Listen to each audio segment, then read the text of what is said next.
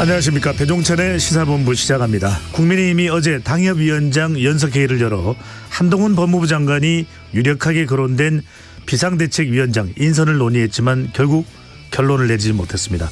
이런 가운데 민주당 전당대 돈봉투 의혹의 정점으로 지목된 송영길 전 민주당 대표가 결국 구속됐습니다. 돈봉투 살포 대상이었다는 의혹을 받는 민주당 현역 의원들에 대한 소환 조사도 본격화. 기자단 이은지 문화일보 기자, 박순봉 경향신문 기자와 관련된 취재 뒷이야기 자세히 살펴보겠습니다. 최근 경찰청은 경감천국이라는 말이 나온다고 합니다. 경찰 조직의 흐리 격인 경감수가 최근 몇 년간 폭증했다고 하는데요. 그 이유는 무엇인지, 그리고 지난 한 주를 달군 사건 사고 소식 사건본부에서 다뤄보겠습니다. 12월 19일 화요일 배종찬의 시사본부 지금 출발합니다. 배종찬의 시사본부는 늘 청취자 여러분과 함께하고 있습니다. KBS 어플리케이션, 콩, 문자, 유튜브 등으로 자유롭게 참여하실 수 있고요. 문자 참여는 샵 9730번으로 해주시면 됩니다. 짧은 문자 50원, 긴 문자는 100원입니다. KBS 1라디오의 모든 프로그램은 유튜브에서도 함께할 수 있습니다. 구독, 좋아요, 댓글 많이 부탁드립니다.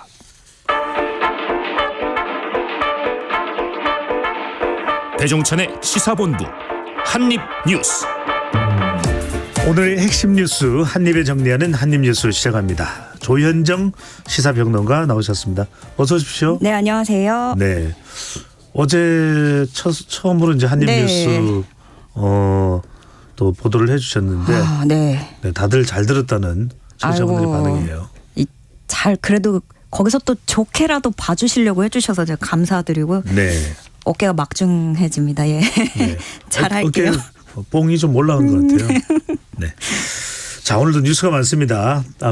국회에서는 오늘도 이제 장관 후보자들에 대한 인사청문회가 계속 이어지고 있죠. 네. 자, 오늘의 굵직한 인선, 이 인사청문회 관련된 이슈부터 소개를 해 주시죠. 네, 일단 오늘은 최상목 경제부총리 겸 기획재정부 장관 후보자와 강도영 해양수산부 장관 후보자에 대한 인사청문회가 열립니다. 네. 먼저 최상목 기재부 장관 후보자에게는 그 박근혜 정부 당시에 국정농단 사건에 연루됐다는 의혹, 그리고 기재부 차관 퇴임 후에 기업 사회이사로 일한 경력 등이 논란이 될 전망이고요. 네. 또 강도형 해수부 장관 후보자 경우에는 음주운전 폭력전과 배우자의 위장 전입 의혹, 그리고 법인카드 부정사용 의혹 등이 쟁점이 될 것으로 보입니다. 네. 특히 최상목 기획재정부 장관 후보자보다는 강동영 장관 쪽에 더 좀 초점이 맞춰질 것이다. 예. 이런 또 언론 보도 전망도 있고요. 간 인사청문회에서 어떤 논의들이 집중적으로 될지도 좀 지켜보도록 하겠습니다. 동시에 오늘 윤석열 대통령이 외교 안보 라인 수뇌부 인선안을 발표할 수 있다고 하는데 네. 어떤 인물들이 하마평에 오르고 있나요? 이르면 오늘 정도로 얘기가 나오고 있는데 신임 국가안보실장에 장호진 외교부 1차관, 공석인 국가정보원장에는 조태용 현 안보실장, 또 외교부 장관에는 조태열 전 외교부 2차관이 내정된 것으로 들려오고 있습니다. 먼저 이 안보실장에 내정됐다는 장호진 차관은 외교부 북미국장, 주 캄보디아 대사, 청와대 외교비서관 등을 거쳤고요. 네. 올 4월에 외교부 1차관에 임명됐습니다. 그 국정원장 같은 경우에는 지금 자리가 비어 있죠. 지난달 말에 김규현 전 국정원장이 사임을 하면서 공석이었죠. 예, 새로운 사람이 필요했는데 이번에 내정된 걸로 들려오는 조태용 실장은 한반도 평화교섭본부장, 외교부 1차관, 안보실 1차장을 지내고 21대 국회 때는 그 비례의원으로 활동을 했었죠. 국민의힘 비례대표 의원이었고 그리고 1983년에 미얀마 아웅산 테러 사건으로 순직했던 고 이범석 외무부 장관의 사위라고도 알려져 그렇군요. 있습니다. 네. 네. 윤 대통령도 상당히 신뢰하고 있다. 이렇게 얘기도 들려오고 있고요. 네. 한간에는 조태용 안보실장이 외교부 장관이 될 수도 있다라는 네. 거론이 되기도 했는데 맞습니다. 국정원장 쪽이 지금 더 유력시 되고 있군요. 계속 조금 배치를 다르게도 해보는 것 같은데 처음에는 이제 윤 대통령이 워낙에 신뢰를 하다 보니까 그렇게 또 밀었다는 얘기가 있어요. 예. 국정원이 지금 좀 어수선한 분위기를 수습할 사람이 조태용 안보실장일 수 있다. 네. 자, 조태열 외교부 장관 후보자는 또 어떤 스펙을 가지고 있습니까? 외교통상부 통상교섭 조정관, 주 스페인 대사, 주 유엔 대사 등을 지냈고요. 그러니까 외교관 경력 상당 부분을 통상 외교 분야에서 쌓았다고 전해지는데 조지훈 시인의 아들로도 알려져 있습니다. 아, 그래요? 네. 네, 대략적으로는 이렇게 거론이 되고 있는데 어쨌든 윤 대통령은 그 새해를 앞두고 외교안보 수뇌부 진용을 새로 짜려는 구상을 갖고 있고요. 전반적으로 보면은 계속 흐름이 통상, 공급망 이런 글로벌 경제 안보에 치중하는 모습을 볼 수 있습니다. 네. 자, 이번에는 법원으로 가봅니다. 송영길 전 더불어민주당 대표가 영장 실질 심사를 받았는데 자, 구속 영장이 발부가 됐고 바로 네. 구속이 됐습니다. 어제 송영길 전 대표가 영장 심사 출석 전에 밝힌 입장이 있는데 듣고 오겠습니다. 허위의 진술을 강요하거나 사주하지 않는 이상 피의자의 정당한 방어권은 보장돼야 된다는 점을 저는 강조했고요. 그럼 우리는 방어권 행사하기 위해서 참고인한테 상황이 어떤지 전화하고 그 전화했다고 증거인멸이다 그렇게 말하면 너무 불공정한 게임이다.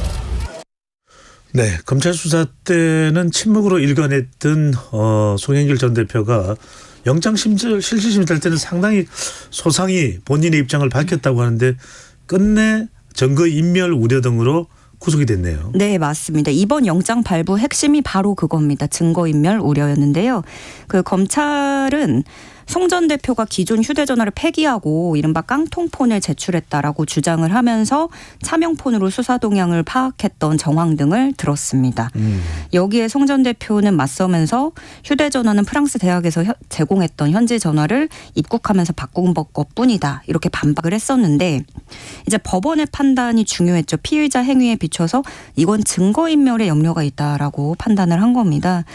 그래서 그동안에는 이제 매체에 나올 때 혐의를 전면 부인하면서 기각시킬 자신이 있다라고 외쳤던 송 전 대표의 그런 자신감이 좀 무색해진 상황이고요.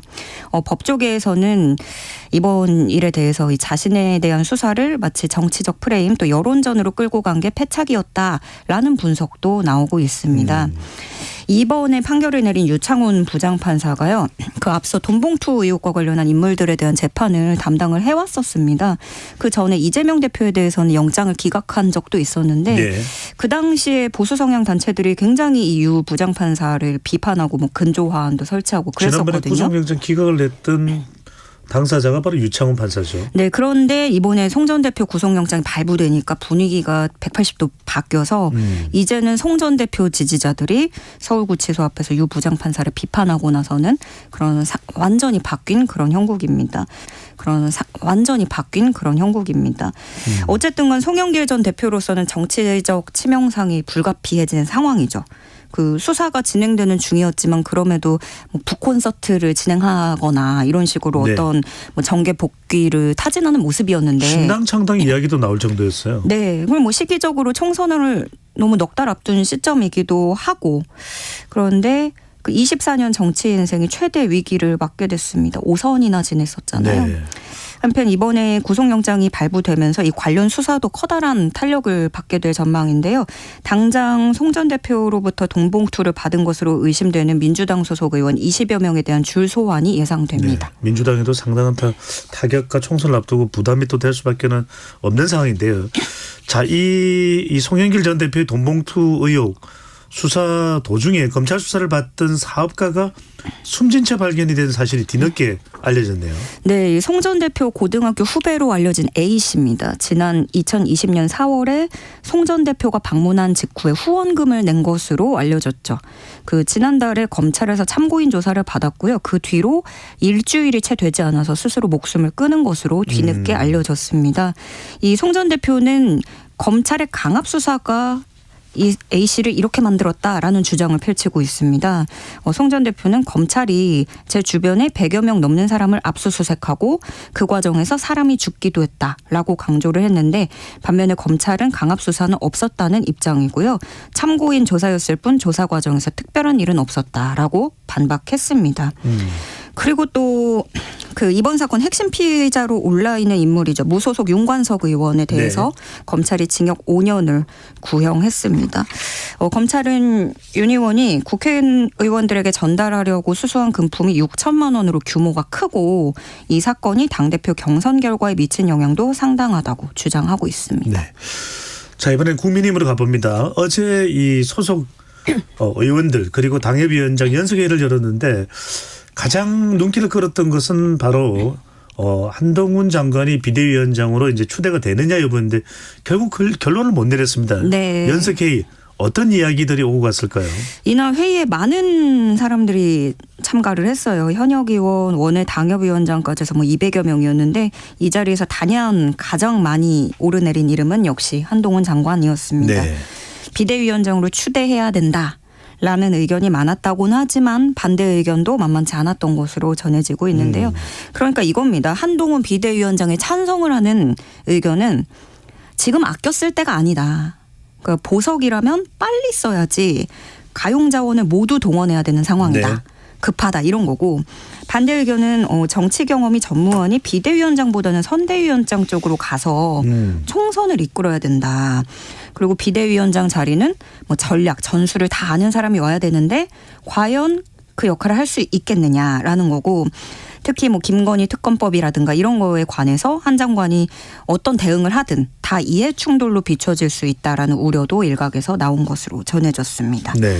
근데 이게 찬성도 그렇고 반대도 그렇고 이러나 저러나 결국엔 한동훈 카드가 필요하다는 시각에서 나온 얘기거든요.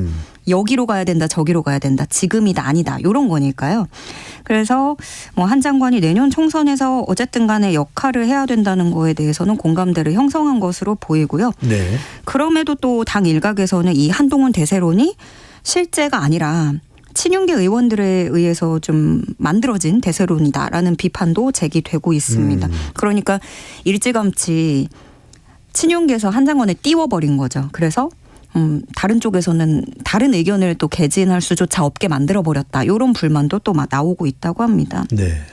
뭐 이 밖에도 김한길 국민통합위원장이나 원희룡 국토교통부 장관을 추대하자 뭐 이런 주장도 나왔다고는. 다른 인물들을 밀고 있는 여론도 있네요. 내부에서요. 네. 뭐 이날은 굉장히 소수였다고는 하는데 일단 거론이 됐고요.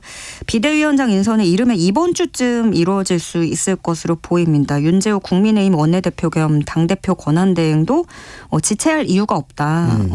이제 20일에 예산 처리 과정도 있고 그걸 감안해야 되는 현실적 문제가 있기 때문에 가급적 빠른 시간 안에 결정한 생각이다. 이렇게 네. 밝혔습니다. 한동훈 장관의 조기 등판에 대해서 지금 KBS에서 절찬리 방영되고 있는 고려 거란 전쟁의 핵심 인물까지 거론됐어요. 강감찬 네. 장군이 맞아요. 임진왜란때 등장해야 되느냐. 네, 인기긴 인기네요. 네.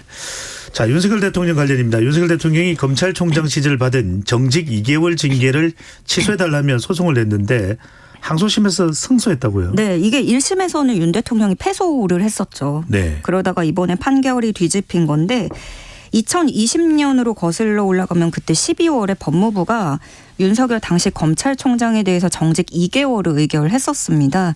추미애 당시 장관이 윤석열 총장에 대한 비위 혐의를 들고 징계를 촉구한 건데요. 이 징계 사유로는 대검의 재판부 사찰 의혹 문건 작성과 배포, 채널A 사건 감찰 수사방해, 정치적 중립 훼손 등이 있었습니다. 당시에 윤 총장은 이것에 불복하고 취소 소송을 제기했었는데 2021년 1심 때 패소를 했어요. 그 당시 1심 재판부는 정치적 중립 훼손을 제외한 나머지 징계 사유는 모두 인정을 하면서 법무부가 정직 2개월 대신에 면직까지도 의결할 수 있다라고 판시를 했었습니다.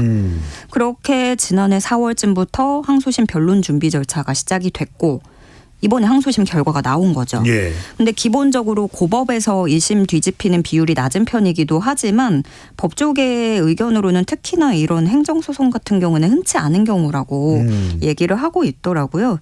그 항소심 재판부 의견을 좀 보면 추미애 전 장관이 징계 절차에 관여한 것을 문제 삼고 있습니다. 네, 그 징계 청구자인 추미애 전 장관이 징계위원장으로서 1차 심의기일을 지정하거나 변경하고 기일이 임박해서 징계위원을 새로 위촉한 행위 등이 모두 검사징계법에 어긋난다라고 본 겁니다. 이 검사징계법에서는 징계 청구한 사람이 사건 심의에 관여해서는 안 된다고 규정을 하고 있거든요.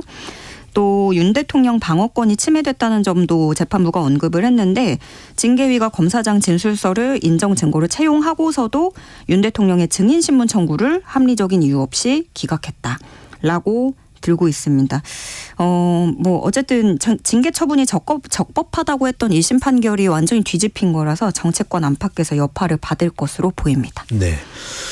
자, 인사청문 후보자입니다. 송미령 농림축산식품부 장관 후보자가 아들에게 4년간 1억 원을 주고도 정여세를 내지 않은 것으로 드러나면서 탈루 의혹이 번지고 있는데 정치권 반응 또 후보자의 또 해명 어떤 내용인가요? 네, 이 송미령 농림축산식품부 장관 후보자 아들은 20대 성인입니다. A 씨가 2020년부터 지난해까지 3년간 3천만 원가량을 벌었고요. 그 대학원 과정을 끝내고 나서 2021년도 12월부터는 임관을 해서 이때부터 본격적인 소득이 발생했습니다. 그런데 이 같은 기간에 확인된 지출만 8천만 원이 넘는 것으로 파악이 돼서 이렇게 보면 수입보다 5천만 원 가까운 돈을 더 쓴 거죠. 그렇네요. 네, 번 건 3천만 원인데 그래서 송 후보자는 이 자녀의 대학원 기간과 군 생활 중에 부족한 부분을 생활비로 줬다라고 설명을 했습니다. 그리고 또 5월에는 생활비와 별도로 5천만 원을 증여를 했는데 그러면은 생활비 5천만 원 그리고 5천만 원 증여 해가지고 1억이네요. 네 1억인데 이 과정에서 증여세는 한 푼도 내지 않은 것으로 드러났습니다. 뿐만 아니라 A 씨는 2014년부터 저축보험 상품에 투자를 해서 4,700만 원의 자산을 축적을 했는데 투자를 하려면 또 종잣돈이 있어야 되잖아요. 이 역시 부모로부터 받은 생활비로 가능했던 것으로 알려졌습니다. 네. 이에 대해서 송 후보자 측은 증여세와 관계없는 용돈 차원에서 준 것이다라고 설명을 하면서 뭐 법률 자문을 거쳐서 필요하다면 증여세를 납부하겠다라고 밝혔고요. 그 외에도 송 후보자는 논문 표절 의혹이 있어서 청문회에서 사과 입장을 밝혔습니다. 또 이제 장관 후보자로서의 입장도 중요하겠죠. 양곡관리법에 대해서는 그 양곡관리법이 구조적 쌀 공급 과잉을 해결하기는 어렵다고 생각한다고 반대하는 입장이고 농산물 가격 보장제 도입에 대해서도 이 모든 농산물에 대해서 최저가를 보장했다가는 특정 농산물이 과잉되고 다른 농산물은 부족한 문제가 생길 수 있다. 그러니까 전반적으로 반대하는 입장을 들었습니다. 그렇군요. 자, 이번에는 더불어민주당으로 가봅니다. 이제는 전 부대변인이 됐습니다. 더불어민주당의 이경 상근 부대변인이 전 부대변인이 됐습니다. 현재 시점에는요. 보복 운전을 했다는 혐의로 법원으로부터 벌금 500만 원을 선고를 받았네요. 네. 억울하다는 입장인데 대리운전 기사가 운전을 했다는 것인데 법원에서는 대리운전 기사와 관련된 자료를 제출하라 하는데 이 자료를 제출하지 못하고 있다면서요. 맞습니다. 그러니까 그 이경 전 상근 부대변인은 모임이 너무 많았고 그래서 뭐 언제 어디서 어떻게 됐는지 잘 기억하지 못하고 자료를 제출할 수 없다 이거였어요. 네. 좀 사건 개요를 살펴보면 지난 2021년 11월 밤 10시쯤에 서울 영등포구 한 도로에서 운전을 하다가 대선 무렵입니다. 네. 그리고 국회의사당 근처였죠. 차선을 변경한 자신에게 뒤따르던 차가 경적을 울리고 상향등을 켜니까 여러 차례 급제동한 혐의를 받고 있습니다. 피해자가 차로를 바꾸니까 다시 끼어들어서 급제동하기도 했고 이런 내용들은 그 피해 차량 블랙박스에 이전 부대변인의 차량이 시속 5, 60km로 달리다가 완전히 멈추는 식으로 급제동을 한 상황이 블랙박스에 찍힌 것으로 나와 있습니다. 법원에서는 그걸 보복 운전으로 봤고요. 네. 그리고 대리운전 기사가 차를 몰았다고 주장을 했지만 재판부도 받아들이지 않았습니다. 말씀드린 대로 그럼 뭐 어떤 대변인 업무를 수행하느라 너무 모임이 많았고 전후 상황에 대해서 기억이 없어서 뭐 관련 자료를 제출하지 않고 있다. 이 부분을 재판부는 지적을 했고요. 그리고 또 당시에 대선 후보 선대위 대변인이라는 중추적인 역할인데도 그럼 일정 관리 관련한 자료가 존재하지 않는다는 주장을 믿기 어렵다고 재판부는 본 거예요. 대리운전 기사를 호출한 번호나 그 당시에 주고받았던 문자나 이런 걸 제출하면 되는데 그게 마땅히 없다라는 이야기겠죠. 네. 이게 내년 총선 출마를 준비하고 있었는데 대전 유성 을로 나오려고 했었거든요. 결국에 상근 부대변인 측은 사퇴를 했는데 혐의를 인정할 수 없다면서 항소했습니다. 네. 한 가지 소식만 더 알아보겠습니다. 요즘 날씨가 참 춥습니다. 네. 추운데 이태원 참사 유가족들이 이 특별법의 국회 통과를 바라며 이게 상당히 어려운 이 행진 형태인 걸로 알고 있습니다. 오체 네. 투지 행진을 시작했다고요. 맞습니다. 어제 오전 10시 29분에 맞춰서 12구 이태원 참사 유가족 협의회와 12구 이태원 참사 시민대책회의가 오체 투지 행진 시작을 알리는 기자회견을 열고 오체 투지를 지금 하고 있습니다. 저도 이제 방송 오는 길에 여기 국회의사당 쪽에서 그 모습을 봤는데 어제도 그렇고 오늘도 참 춥잖아요. 네. 온몸을 구부려가면서 하는 모습이 참 마음이 아팠습니다. 내일 있을 임시국회 첫 본회의를 앞두고 이태원 참사특별법 통과를 호소하기 위해서 이렇게 오체투지를 하는 건데요. 유가족은 진상규명 특별법을 통해서 만들어진 독립적인 조사기구가 참사의 진상규명을 해주길 바라는 희망으로 하루하루 힘겹게 버텨오고 있다. 2022년 12월에 그 혹독한 추위를 다시 길거리에서 맞게 될 줄은 미처 몰랐다라고 전했습니다. 그러면서 또 찬바람을 맞으니까 49제 때가 생각이 나는데 그때는 외침이 이렇게 길어질 줄 몰랐다. 묵살될 줄 몰랐다. 애가 끊는 심정으로 오체투지를 한다라고 밝혔고요. 각 종교계 인사들도 힘을 보태면서 눈물의 고행길을 멈추게 해주길 바라는 마음으로 오체투지에 함께 하겠다라고 밝혔습니다. 이번 오체투지는 내일 임시국회 본회의가 열릴 때까지 이어갈 방침입니다. 알겠습니다. 지금까지 한입뉴스 조현정 시사평론가와 함께했습니다. 잘 들었습니다. 네, 감사합니다. 이 시각 교통정보 듣고 돌아오겠습니다. 이현 리포터. 네, 점심시간이 되면서 교통 흐름은 점차 나아지고 있습니다. 하지만 절대 방심하시면 안 되는 게요. 작업하는 곳이 많습니다. 중부 내륙고속도로 양평 쪽부터 볼게요. 선산 부근 지나기 답답하실 텐데요. 선산 휴게소 부근에서 작업하고 있습니다. 선산 나들목부터 많이 밀리고 있습니다. 창원 쪽은 상주터널 부근에서 작업을 하고 있고요. 4km가량 정체가 나타나고 있습니다. 영동고속도로 강릉 쪽으로는 수도권 구간입니다. 안산 부근에서 작업 정체가 이어지고 있습니다. 이후로는 여주 부근의 정체를 예상하셔야겠는데요. 3km가량 여파를 받고 있습니다. 서울은 올림픽대로 공항 쪽입니다. 한남대교 부근과 반포 부근에서 각각 작업이 진행 중이라 청담대교부터 영향을 받고 있습니다. 일산 쪽의 강변북로 살펴보니까요. 쭉 수월하다가 성산대교에서 행주대교 쪽으로 작업 영향을 받습니다. KBS 교통정보센터였습니다.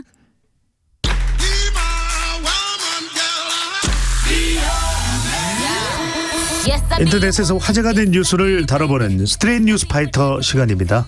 박지원 뉴스캐스터와 함께합니다. 어서 오십시오. 오늘도 안녕하세요. 네, 날씨가 추워서 웅크리시는 분들 많은데 우리 스트레이트 뉴스 파이터 들으시면서 좀 기지개도 켜시고 마음도 활짝 좀 열어주시면 좋겠습니다. 자, 첫 번째 주제입니다. 요즘 이 소식 많이 들립니다. 고립 은둔 청년 이야기인데요.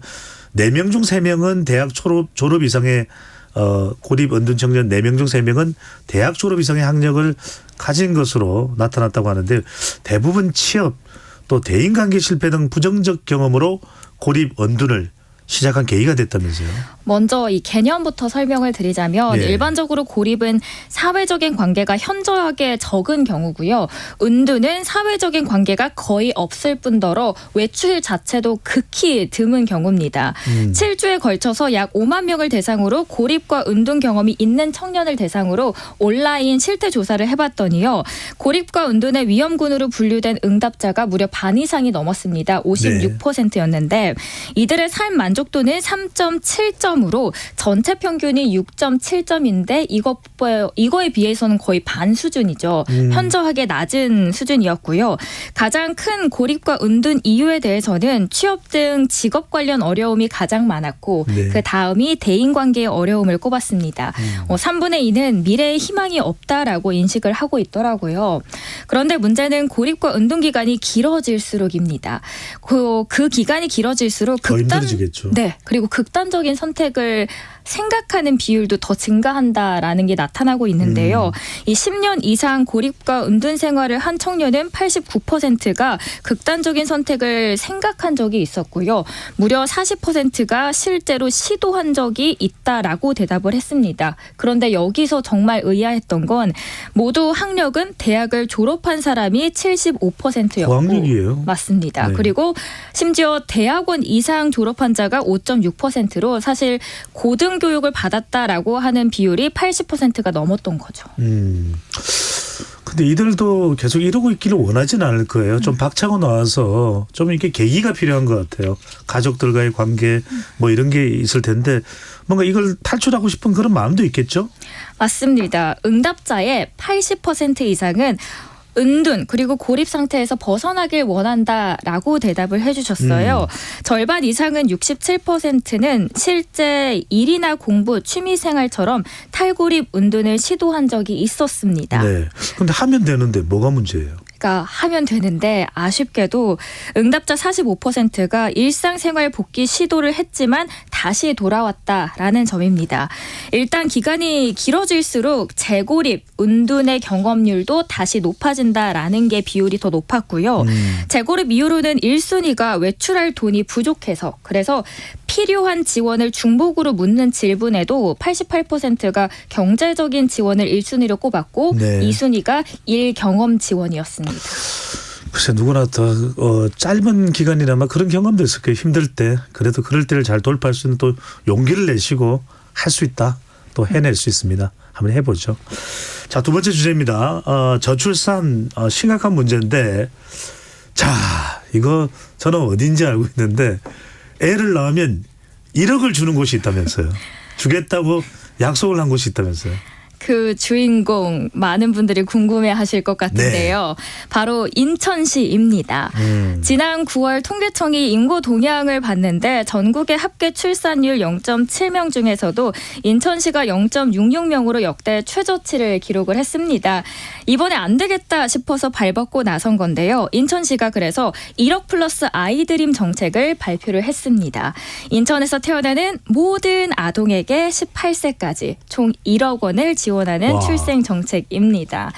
기존의 지원금인 약 7,200만 원은 그대로 유지하고요. 네. 여기에다가 약 2,800만 원을 추가적으로 지원할 계획인데 이 추가 지원금 안에는 천사 지원금, 아이 꿈 수당 그리고 임산부 교통비가 포함이 되어 있습니다. 좀 세부적으로 설명을 드리자면 천사 지원금은 내년에 1세가 되는 2023년생부터 적용이 되고요. 1세부터 7세까지 매년 120만 원씩 총 840만 원을 받게 됩니다. 그리고 아이 꿈 수당이라는 것은 전국 최초로 해서 8세부터 18세까지 학령기 전체 기간에 현금으로 지원을 해주겠다라고 합니다. 인천시는 임산부 교통비 그러니까 교통비 안에는 유료비와 택시비 50만 원 정도가 포함이 되어 있는데요. 산후 조리비용 지원 등을 포함해서 별도로 최대 3억 4천만 원까지도 맞춤형 지원도 계획을 하고 있다고 합니다. 이번에 마련하고 있는 이 출생 지원 정책은 18세까지 성장의 전 단계를 중단 없이 지원하는 게 목적이고 거기에 초점을 맞췄습니다. 그래서 사각지대를 좀 보완하겠다라는 게 목적이고요.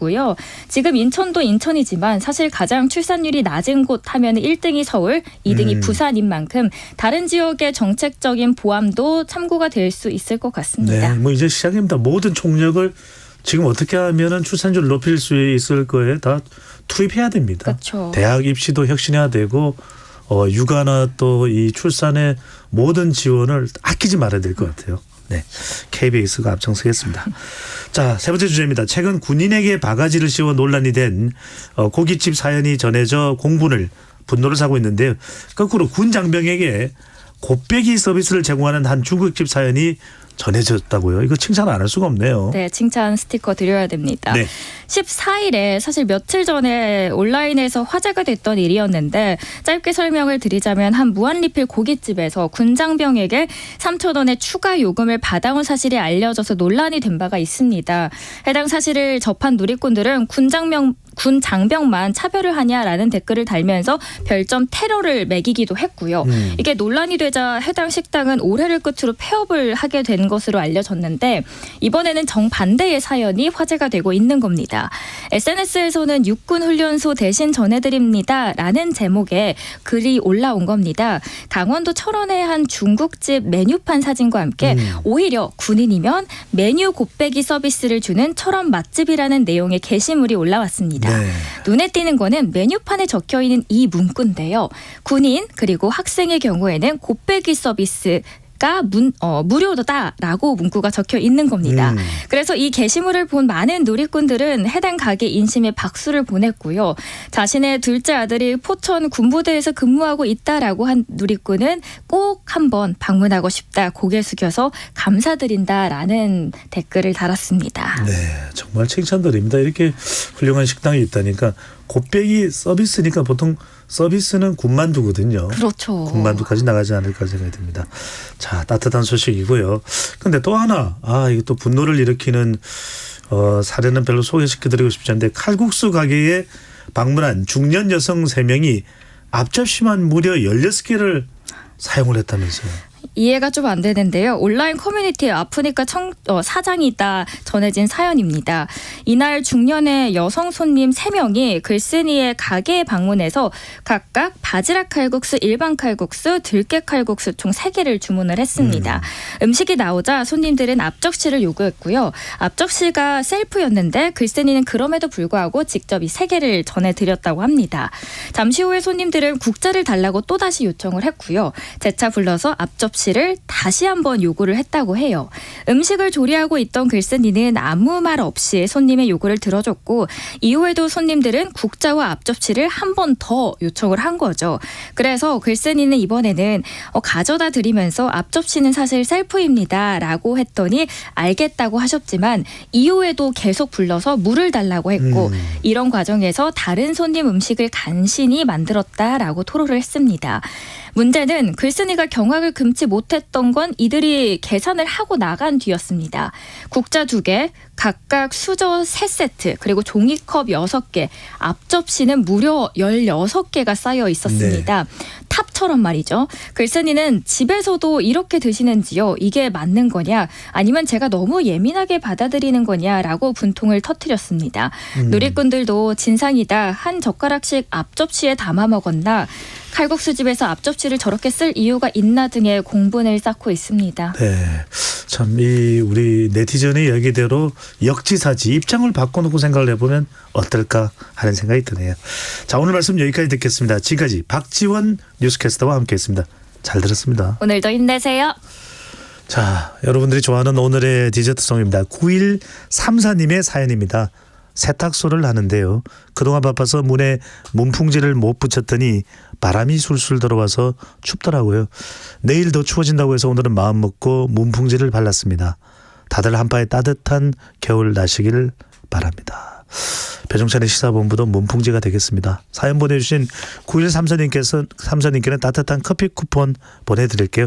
디저트송으로 샵의 내 입술 따뜻한 커피처럼 들으면서 1부 마무리하고 2부로 돌아오겠습니다. I know you feel this beat. If you know it, don't be shy. And sing along. 울지마, 이미 지난 일이야. 삶의 반칙선 위에 점일 뿐이야. 살아가면서 누구나 겪는 일이야. 과정일 뿐이야. 단지 과정일 뿐이야. 제발 이러지 말아요. 끝이라는 얘기. 나는 항상 시작인걸요. 그대 살아나는 마음 점점 커져가고 있는 날 잘 알잖아요. 네가 밟고 걷는 땅이 되고 싶다. 난 잠시라도 내 입술 따뜻하게 준 커피가 되어주고 싶었었던 난 아직도 너를 잃고 있을 거야. 아마도 난 사랑하는 마음 말고 왜 이렇게도 너무 필요한 게 많은 건지, 왜 지금 너를 만나지 않아도 널 울리고 있을 내가 나는 왜 이리도 싫은 건지. 나를 많이 알잖아요. 그대 사랑하면 나를 모두 버렸다는 걸. 혼자 울며 걷는 나를 모르나요? 그러니 제발 이러지 마요. Hey girl, can you please tell me why? No, you don't have to lie. It hurts me inside, but I want you to know. 그래 어느 하늘 아래 안에 작은 사랑이죠. 날 사랑한단 말도 의미도 잠시 우리의 힘들었던 지나간 나의 넌 길이 위리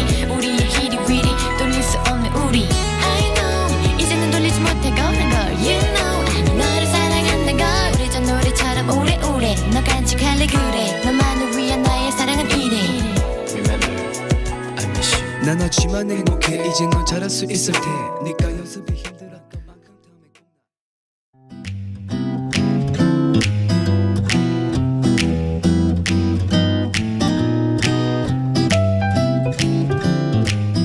안녕하세요.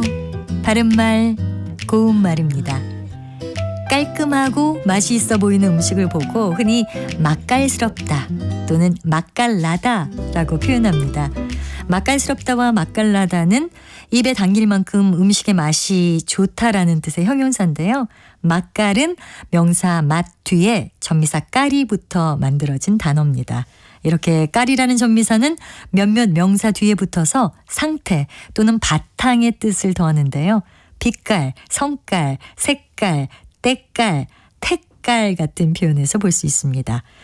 또 깔이라는 건 겉으로 나타나는 성질이나 기세를 뜻하는 말로 본래 명사의 뜻을 명시적으로 만들어주거나 뜻을 약간 변화시키기도 하는 역할을 합니다. 앞서 예를 든 표현 중에 때깔이라는 단어는 눈에 선뜻 드러나 비치는 맵시나 빛깔을 뜻합니다. 옷이나 물건 따위가 눈에 선뜻 비치는 맵시와 빛깔을 나타내는데 원래 때라는 말과는 별 관계가 없는 단어가 됐습니다. 옷감에 때깔이 곱다 또는 때깔이 고운 그릇에 반찬을 조금씩 담으니 정결함이 돋보인다 같이 사용합니다. 그리고 택깔이란 말에서 태는 모양 태자를 씁니다. 관용구 택깔이 나다는 맵시 있는 태도가 보이다라는 뜻이고요. 그녀는 이제 숙녀로 성장해서 제법 택깔이 난다 이렇게 말할 수 있습니다. 바른말 고운말 아나운서 변희영이었습니다.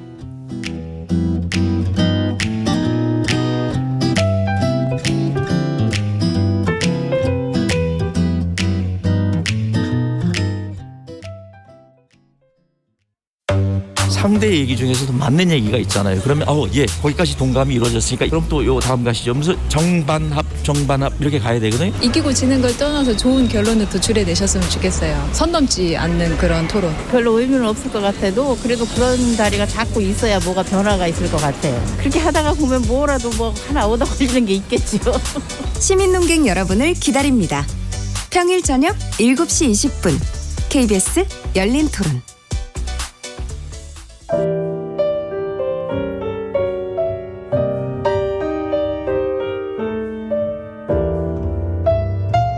내일의 품격 김성환의 시사야에서 챙겨가세요. 하루를 마무리하는 시간 꺼내보는 당신의 지식 창고 KBS 일라디오 김성환의 시사야.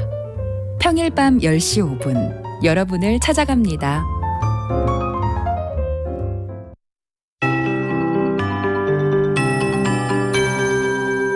KBS 58분 날씨. 오늘 퇴근길 무렵에 수도권을 비롯한 중부지방에는 눈이 오는 곳이 있어 교통안전에 주의하셔야겠습니다. 지금 북서쪽에서 눈구름이 다가오면서 서해 5도에 눈이 내리고 있고요. 차츰 수도권에도 눈이 날리다가 늦은 오후에 경기 서해안과 충남 서해안에 눈이 내리기 시작해 밤에는 중부 대부분 지역에 눈이 오겠습니다.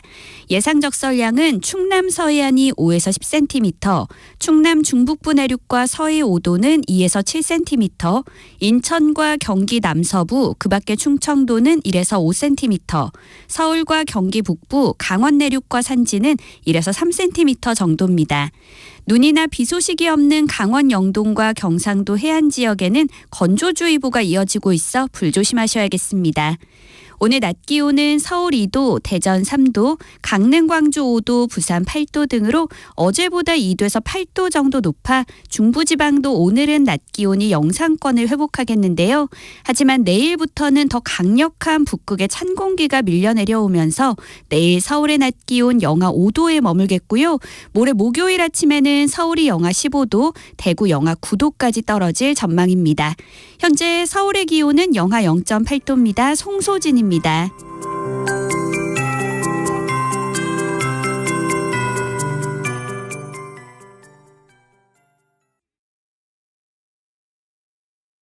정성을 다하는 국민의 방송 KBS가 한시를 알려드립니다.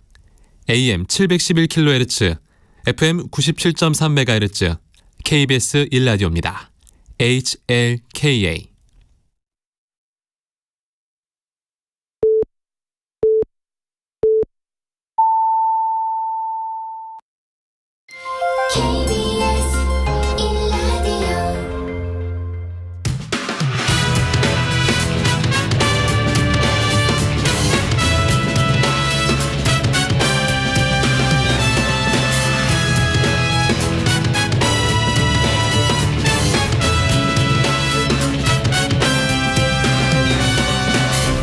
KBS 1라디오 배종찬의 시사본부.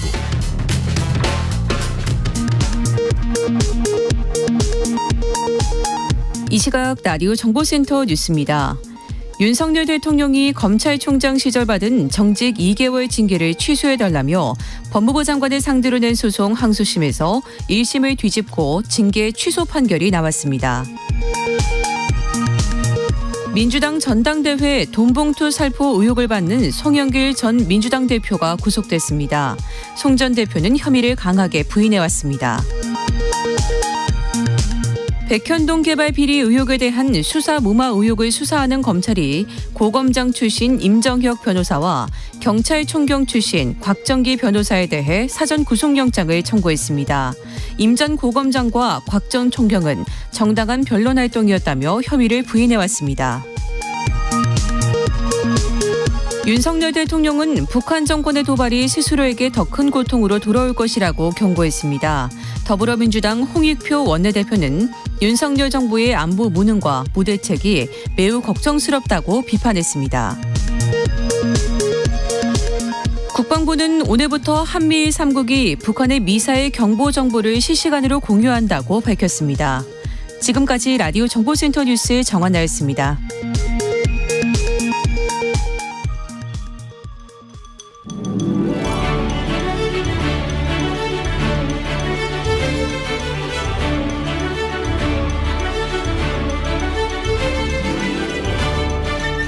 뉴스에서는 보기 어려운 정치인들의 뒷이야기, 언론 보도 이면의 속사정, 기자들의 입으로 직접 전해드립니다.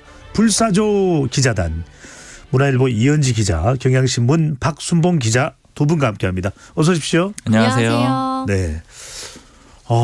요즘처럼 정치권 연한이 많았던 적이 있나요? 계속 많나요? 어떤가요?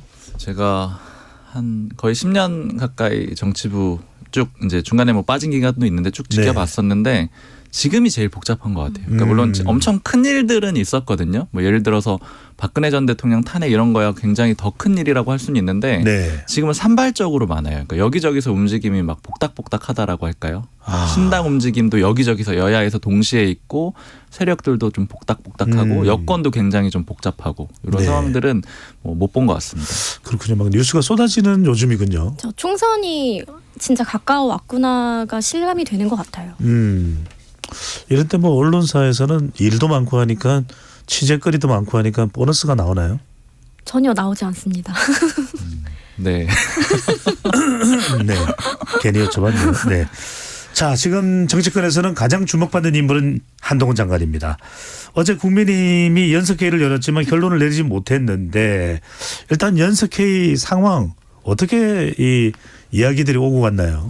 일단 이제 국회의원 당협위원장 연석회의가 어제 열렸었는데요. 그 열리기 전 어제 아침만 하더라도 한 친윤계 의원이 한동훈 장관으로 사실상 결정이 됐고 이런 연석회의는 요식행위로 봐도 무방하다라는 말까지 할 정도로 한동훈 장관이 좀 대세인 분위기였어요. 그 말만 따르자면은 거의 어제 추대식이 있을 뻔도 했다는 이야기네요. 그런데 막상 이제 회의에 들어가니까 찬성 2, 반대 혹은 우려가 1 정도로 의견이 조금 나뉘면서 결론을 내지 못한 건데요. 실제로 이제 한동훈 장관으로 뭐 다 정해진 분위기 때문에 일부 비주류 의원들은 아니 어차피 정해진 판에 왜 내가 들러리를 서냐라면서 좀 불참한 의원들도 상당했습니다. 일단 이제 어제 연석회의를 좀 간략히 요약을 하면 친윤 그룹과 이제 원외 당협위원장 그룹들은 대체로 한동훈 장관을 좀 강하게 미는 편이었고요. 좀 초선 의원들 중심으로는 반대나 우려가 많았다고 합니다. 일단 초선 그룹에서는 사실상 이제 대통령실에서 김기현 전 대표도 사실상 조금 내려오다시피 했는데 또 한 장관을 이렇게 비대위원장으로 대통령실에서 좀 내리는 모양새가 돼서 좀 또다시 대통령과 당의 관계가 수직적 관계로 좀 강화될 수 있다. 그런 우려가 나왔다고 하고요. 비주류 그룹에서도 좀 사실상 대통령실이 내정한 인사로 비춰질 수 있다. 그래서 내년 총선을 앞두고 중도층 포석을 위해서 과연 한 장관이 좋은 카드인가. 너무 우리 지지층만 보고 가는 선거가 되는 게 아니냐 이런 걱정들이 좀 나왔다고 하고요. 그다음에 주요 쟁점은 아무래도 한동훈 장관이 등판하는 시점을 두고 좀 이견이 컸다고 합니다. 한 장관이 굉장히 당의 중요한 자산이라는 데에는 대부분이 모두가 공감을 했고요. 이른바 보석이라는 표현이 나왔는데 보석요? 네, 보석이라는 표현이 나왔는데 한 장관은 보석이기 때문에 지금 이렇게 빨리 비대위원장으로 모셔왔었으면 안 된다. 너무 이르다. 나중에 정말 적기에 써야 한다라는 의견이 있었고요. 반면 이제 당협위원장들을 중심으로는 보석이면 더 아끼지 말고 빨리 써야 한다. 지금 아껴 쓸 때가 아니다. 지금이 바로 절체절명의 위기다. 그렇기 때문에 인지도나 대중성이 좀 높은 선수를 빨리 내보내야 한다. 이렇게 좀 의견이 갈렸습니다. 이제 다만 찬성하는 그룹들 중에서도 한동훈 장관을 비대위원장으로 모실 거냐 아니면 선대위원장으로 모실 거냐 이 부분이 또 갈렸다고 해요. 근데 이 역시 등판 시점에 대한 이견과 좀 비슷한 맥락인데요. 이제 뭐 비대위원장은 공천권을 쥐게 된다는 점에서 쇄신의 정권을 쥐게 되는 거고요. 선대위원장은 이제 한동훈 간판으로 뭐 수도권 내지 선거 유세를 치르겠다는 게 조금 차이가 있습니다. 더 자세한 내용은 박순봉 기자가 취재를 열심히 했다고 하니. 네, 저 자세한 사항은 중앙선거론조사심의위원회에 있는 게 아니라 박순봉 기자에게 있다. 박순봉 기자. 여하튼 이 연석회의 한동훈 장관의 존재감이 부쩍 올라간 것만은 분명해 보이는데 네. 뭐 참석률이나 연석회의의 좀 더 뒷이야기 어떻습니까? 일단 그 참석률이 높았습니다. 그러니까 지금 이제 국회의원하고 당협위원장이 연석회의라고 하잖아요. 그러니까 국회의원은 250명, 300명 가까이 모였겠네요. 그렇죠. 200여 명이 참여했다고 당에서 얘기하고 있는데 네. 전체를 다 해도 253명이고 사고당협이라고 해가지고 없는 곳들도 있거든요. 그러니까 그런 것들 빼고 200여 명이 왔으니까 굉장히 많이 온 거고 아까 이은지 기자가 뭐 비운계 의원 안 왔다라고 했는데 대표적으로 김웅 의원 같은 경우는 안 왔거든요. 원래 이제 한동훈 장관에 대해서 공개적으로 좀 반대한다는 입장을 냈고 안 왔는데 그랬는데도 이제 실제로 반대 의견이 좀 적지 않았다라는 거고요. 아까 이제 이 한동훈 장관에 대해서 여러 가지 얘기들이 있었는데 좀 핵심적인 건 이렇게 봐야 될 것 같아요. 일단 기준은 한동훈 장관이었다. 그러니까 한동훈 장관이 하면 안 된다라는 얘기도 했지만 어찌됐든 간에 한동훈 장관을 중심에 놓고 찬반이 있었다라는 거죠. 그러니까 다른 사람들 얘기는 이제 김한길 국민통합위원장 정도가 있었는데 좀 소수에 그쳤다라는 거고요. 그리고 한동훈 장관에 대해서 비대위원장을 하면 안 된다라고 얘기하는 사람들 중에 상당수도 쓰임새가 있다라는 건 좀 인정을 하는 그림이에요. 그러니까 지금 다만 지금 비대위원장 하면 상처 너무 나고 하니까는 나중에 뭐 다른 거 하자, 뭐 선대위원장 하자, 아니면 조금 더 묵혀두자 이런 식의 의견들이 좀 있었던 거예요. 제가 좀 봤을 때 이제 인상적이었던 거는 발언을 하는 사람이 한 33명 정도 됐다 그래요. 대략적으로 이제 그걸 가지고 찬반의 여론을 그 안에서 듣고 기자들한테 전해주고 이런 과정들이었는데 좀 인상적이었던 거는 예를 들어서 이항수 원내수석 같은 경우에는 이렇게 얘기를 하는 거예요. 찬반이 반반쯤 되는 것 같다. 그러니까 이제 찬성 반, 반대 반 이런 정도 되는 것 같다 이렇게 얘기를 하는데 장례찬 최고위원은 찬반이 8대2 정도 나온 것 같다. 찬성이 8, 반대가 2 이렇게 얘기를 하고. 같은 장소에 있었는데 분석은 이 회의의 내용에 대한 분석은 다르네요. 맞아요. 전혀 다르더라고요. 그래서 이게 왜 그런가 하고 좀 얘기를 들어보니까 일단은 이제 중간에 나오는 사람들도 있고요. 그러니까 자기가 본 데까지 보고 얘기해 주는 사람들도 있고 그리고 이제 그것보다는 자신들의 입장에서 혹은 자기가 원하는 방향에서 해석을 좀 할 수 있는 여지가 있었는데 그게 뭐냐면 예를 들어서 어떤 그 발언자 같은 경우에는 이런 얘기를 했다는 거예요. 뭐 새로운 인물이 필요하다. 수도권에서도 도움이 되는 혁신적인 사람이 필요하다. 이렇게 얘기를 했다라는 거예요. 이게 이제 한동훈 장관의 이름은 얘기 안 하고요. 이렇게 하니까 어떤 당협위원장은 저거는 한동훈 장관 얘기하는 거네. 근데 반대로 어떤 당협위원장은 저거 한동훈 장관 안 된다는 얘기네. 이런 식으로 서로 다르게 해석을 했다라는 거예요. 그러니까 이런 원론적으로 얘기하는 사람들이 좀 많았기 때문에 그랬는데 어찌됐든 간에 전반적으로 보면 한동훈 장관 추대론이 많긴 많았고요. 근데 그럼에도 불구하고 추대를 할 수 있을지는 못할 정도로 그러니까 반대 의견도 적지가 않았다라고 볼 수 있습니다. 네. 한동훈 장관 외에는 뭐 김한길 국민통합위원장이 거론되기도 했다는데 지금 이런 정도면은 여하튼 그 비율이 뭐 찬반이 50대 50이든 장해찬 청년 최고위원회 분석처럼 8대 2든 이렇게 되면은 비대위원장과 관련된 국민의힘 양상이 동훈 안동훈 한동훈 장관이냐 한동훈 장관이 아니냐 이런 상황이 되고 있는데 김한길 위원장도 뭐 또 다른 인물도 거론이 되긴 했습니까? 네, 이날 회의에서 이제 김한길 위원장도 거론이 되긴 했는데요. 원희룡 국토부 장관 이름도 나왔다고 해요. 특히나 이제 비대위원장과 관련한 논의가 이제 처음 테이블 위에 올라온 게 지난주 금요일 국민의힘 의총이었는데요. 거기서 오히려 원희룡 장관 이름이 좀 많이 거론됐다고 합니다. 초선 의원들을 중심으로 원장관을 미는 그룹이 있다고 해요. 그래서 왜 그런지 좀 이유를 들어보니까 지금 초선 의원들이 당내 가장 다수를 차지하고 있습니다. 민주당도 80여 명이고요. 국민의힘은 60여 명 정도로 절반이 넘어섭니다. 그래서 의견 수렴에 있어서 굉장히 중요한 그룹으로 볼 수 있는데요. 초선들 입장에서는 아무래도 공천권을 주게 되는 비대위원장에 좀 자신들과 이야기가 좀 통하는 좀 편하게 소통할 수 있는 사람을 선호할 수밖에 없잖아요. 그게 아무래도 정치인 출신으로 좀 스킨십이 많이 있었던 원희룡 장관이라는 거예요. 근데 다만 이제 한동훈 장관과는 초선 의원들이 좀 거의 관계를 맺거나 소통을 한 좀 경험이 많지 않고 일단 잘 모른다는 거예요.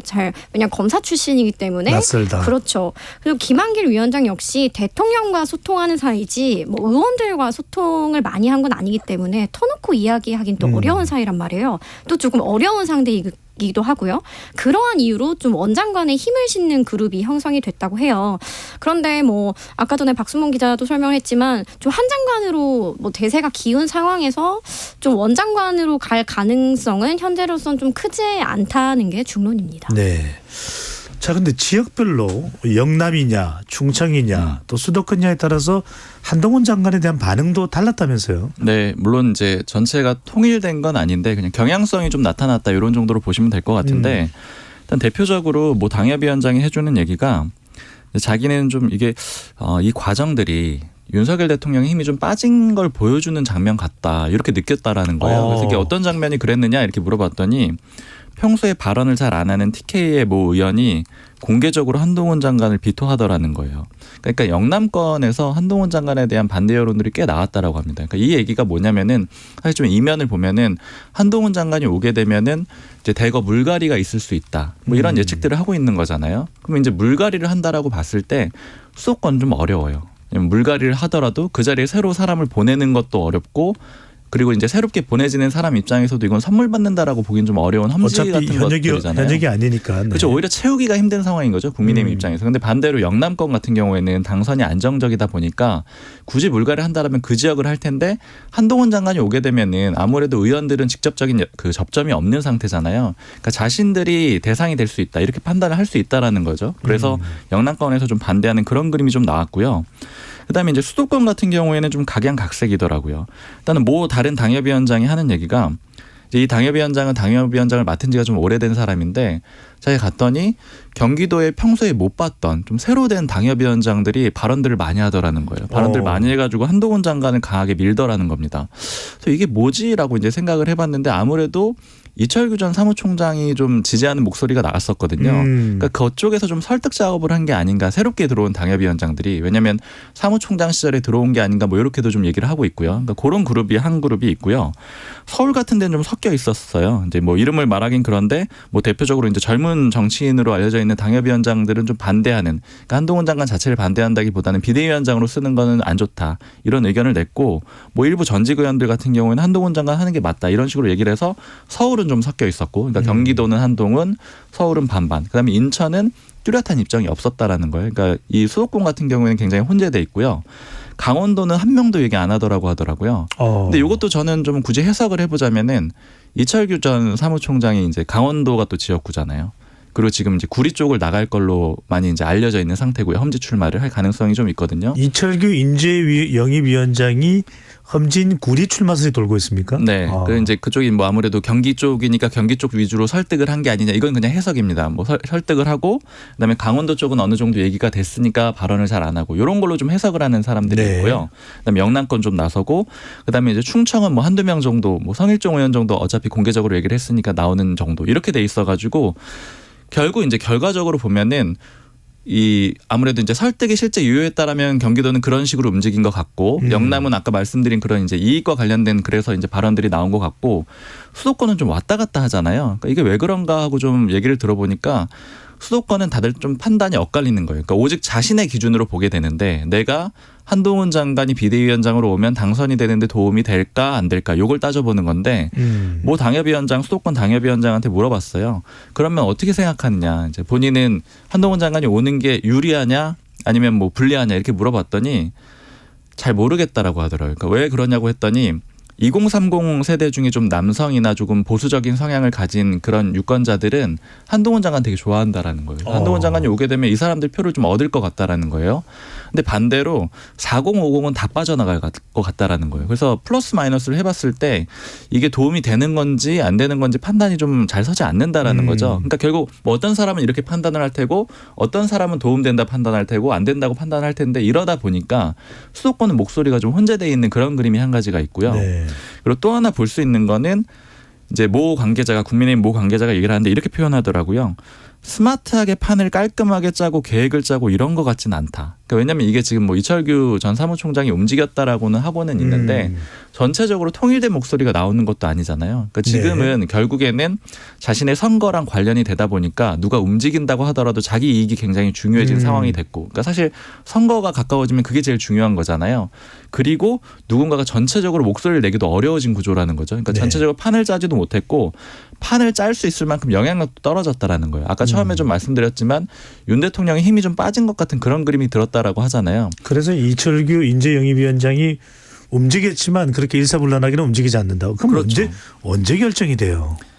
아마 시간이 꽤 걸릴 것 같아요. 이게 왜 그러냐면은 지금 과정 자체가 굉장히 길어지고 있습니다. 지난 14일에 중진의원 연석회의를 한번 했고요. 지도부가. 그다음에 15일에 의원총회 했고 어제 연석회의를 했던 거잖아요. 그리고 나서 윤재옥 그 원내대표 겸 뭐 당대표 권한대행이 어제 뭐라고 하냐면은 그 전당대회에 준하는 의견 수렴 과정이 필요할 것 같다 이렇게 얘기를 합니다. 그러니까 이 얘기는 뭔가 다른 걸 더 할 수 있다라는 거고 그리고 제가 한 가지 더 좀 인상적으로 본 거는 윤재옥 원내대표가 오늘 뭐라고 했냐면은 예산안 처리랑 좀 연관이 될 수가 있다. 비대위원장 지명이 이런 얘기를 했어요. 이게 뭐냐면은 예산안이 밀리면 더 뒤로 미뤄질 수 있다라는 얘기거든요. 근데 이거는 좀 짚어볼 점이 있는 게 한동훈 법무부 장관이 비대위원장을 맡으면 안 된다라고 하는 논리 중에 하나가 뭐냐면은 와가지고 예산안 처리하고 그다음에 예를 들어 김건희 여사 특검 이런 거 전면에서 방어하고 이렇게 되면은 소위 말하는 기스 뭐 상처가 너무 많이 날 거라는 거예요. 그러니까 이거를 윤재호 원내대표가 어느 정도 처리를 하고 그다음에 비대위원장으로 임명을 하더라도 하고 그다음에 이런 과정은 아무래도 여태까지 이제 당대표가 2번이나 물러나는 전력이 있다 보니까 정당성도 충분히 확보하는 시간도 갖고 뭐 이런 절차가 있기 때문에 시간이 어떻게 보자면 또 예산안과 연동이 돼서 꽤 걸릴 수도 있을 것 같습니다. 아, 그런 걸 이런 거 저런 걸 따져봐야 되기 때문에 시간이 또 저는 제일 궁금한 게 이런 거예요. 아니 그러면 당에서 비대위원장 추대하면 한동훈 장관은 무조건 받아야 되는 거예요. 한동훈 장관이 고심하다가 전 안 받겠습니다. 전 비대위원장 안 합니다. 이러면 또 어떻게 되는 거예요? 한동훈 장관의 반응이 뭐 나오고 있는 게 있습니까? 사실 오늘 반응을 이제 체크해야 되는데 오늘 법사위에 나올 일이 있거든요. 한동훈 장관이. 그래서 이제 발언이 나오긴 할 텐데 근데 다만 여태까지 한동훈 장관의 스타일로 봤을 때는 그 여러 가지 행보들이 일단은 수용을 한 걸로 좀 해석이 되는 행보들이 있습니다. 그러니까 대표적으로 어제 그 연석회의가 있을 때 한동훈 장관이 일정 같은 거 다 취소했거든요. 네. 외부 일정 다 취소하고 기자들이랑 접점을 안 만들었어요. 그러니까 이 얘기는 만약에 본인을 추대하는 본인이 주제인 그런 연석회의에 대해서 뭐 할 말이 있을 텐데 얘기를 안 했다라는 거는 당 상황을 좀 지켜보겠다라는 그런 의미로 보이고 그다음에 당에서 사실은 여당이잖아요. 여당에서 한동훈 장관을 비대위원장 한 해 만에 하고 있는데 임명권자인 대통령도 뚜렷한 발언이 없는 상태잖아요. 예를 들어 대통령이 장관 계속해야 되는데 이런 입장이라고 하면은 이런 정도는 대통령실에서 충분히 입장을 낼 수 있는 내용이거든요. 근데 얘기를 안 하고 있잖아요. 그러니까 이런 것들은 당의 상황이 괜찮으면 보낼 수 있다라는 시그널로 익힌다는 거죠.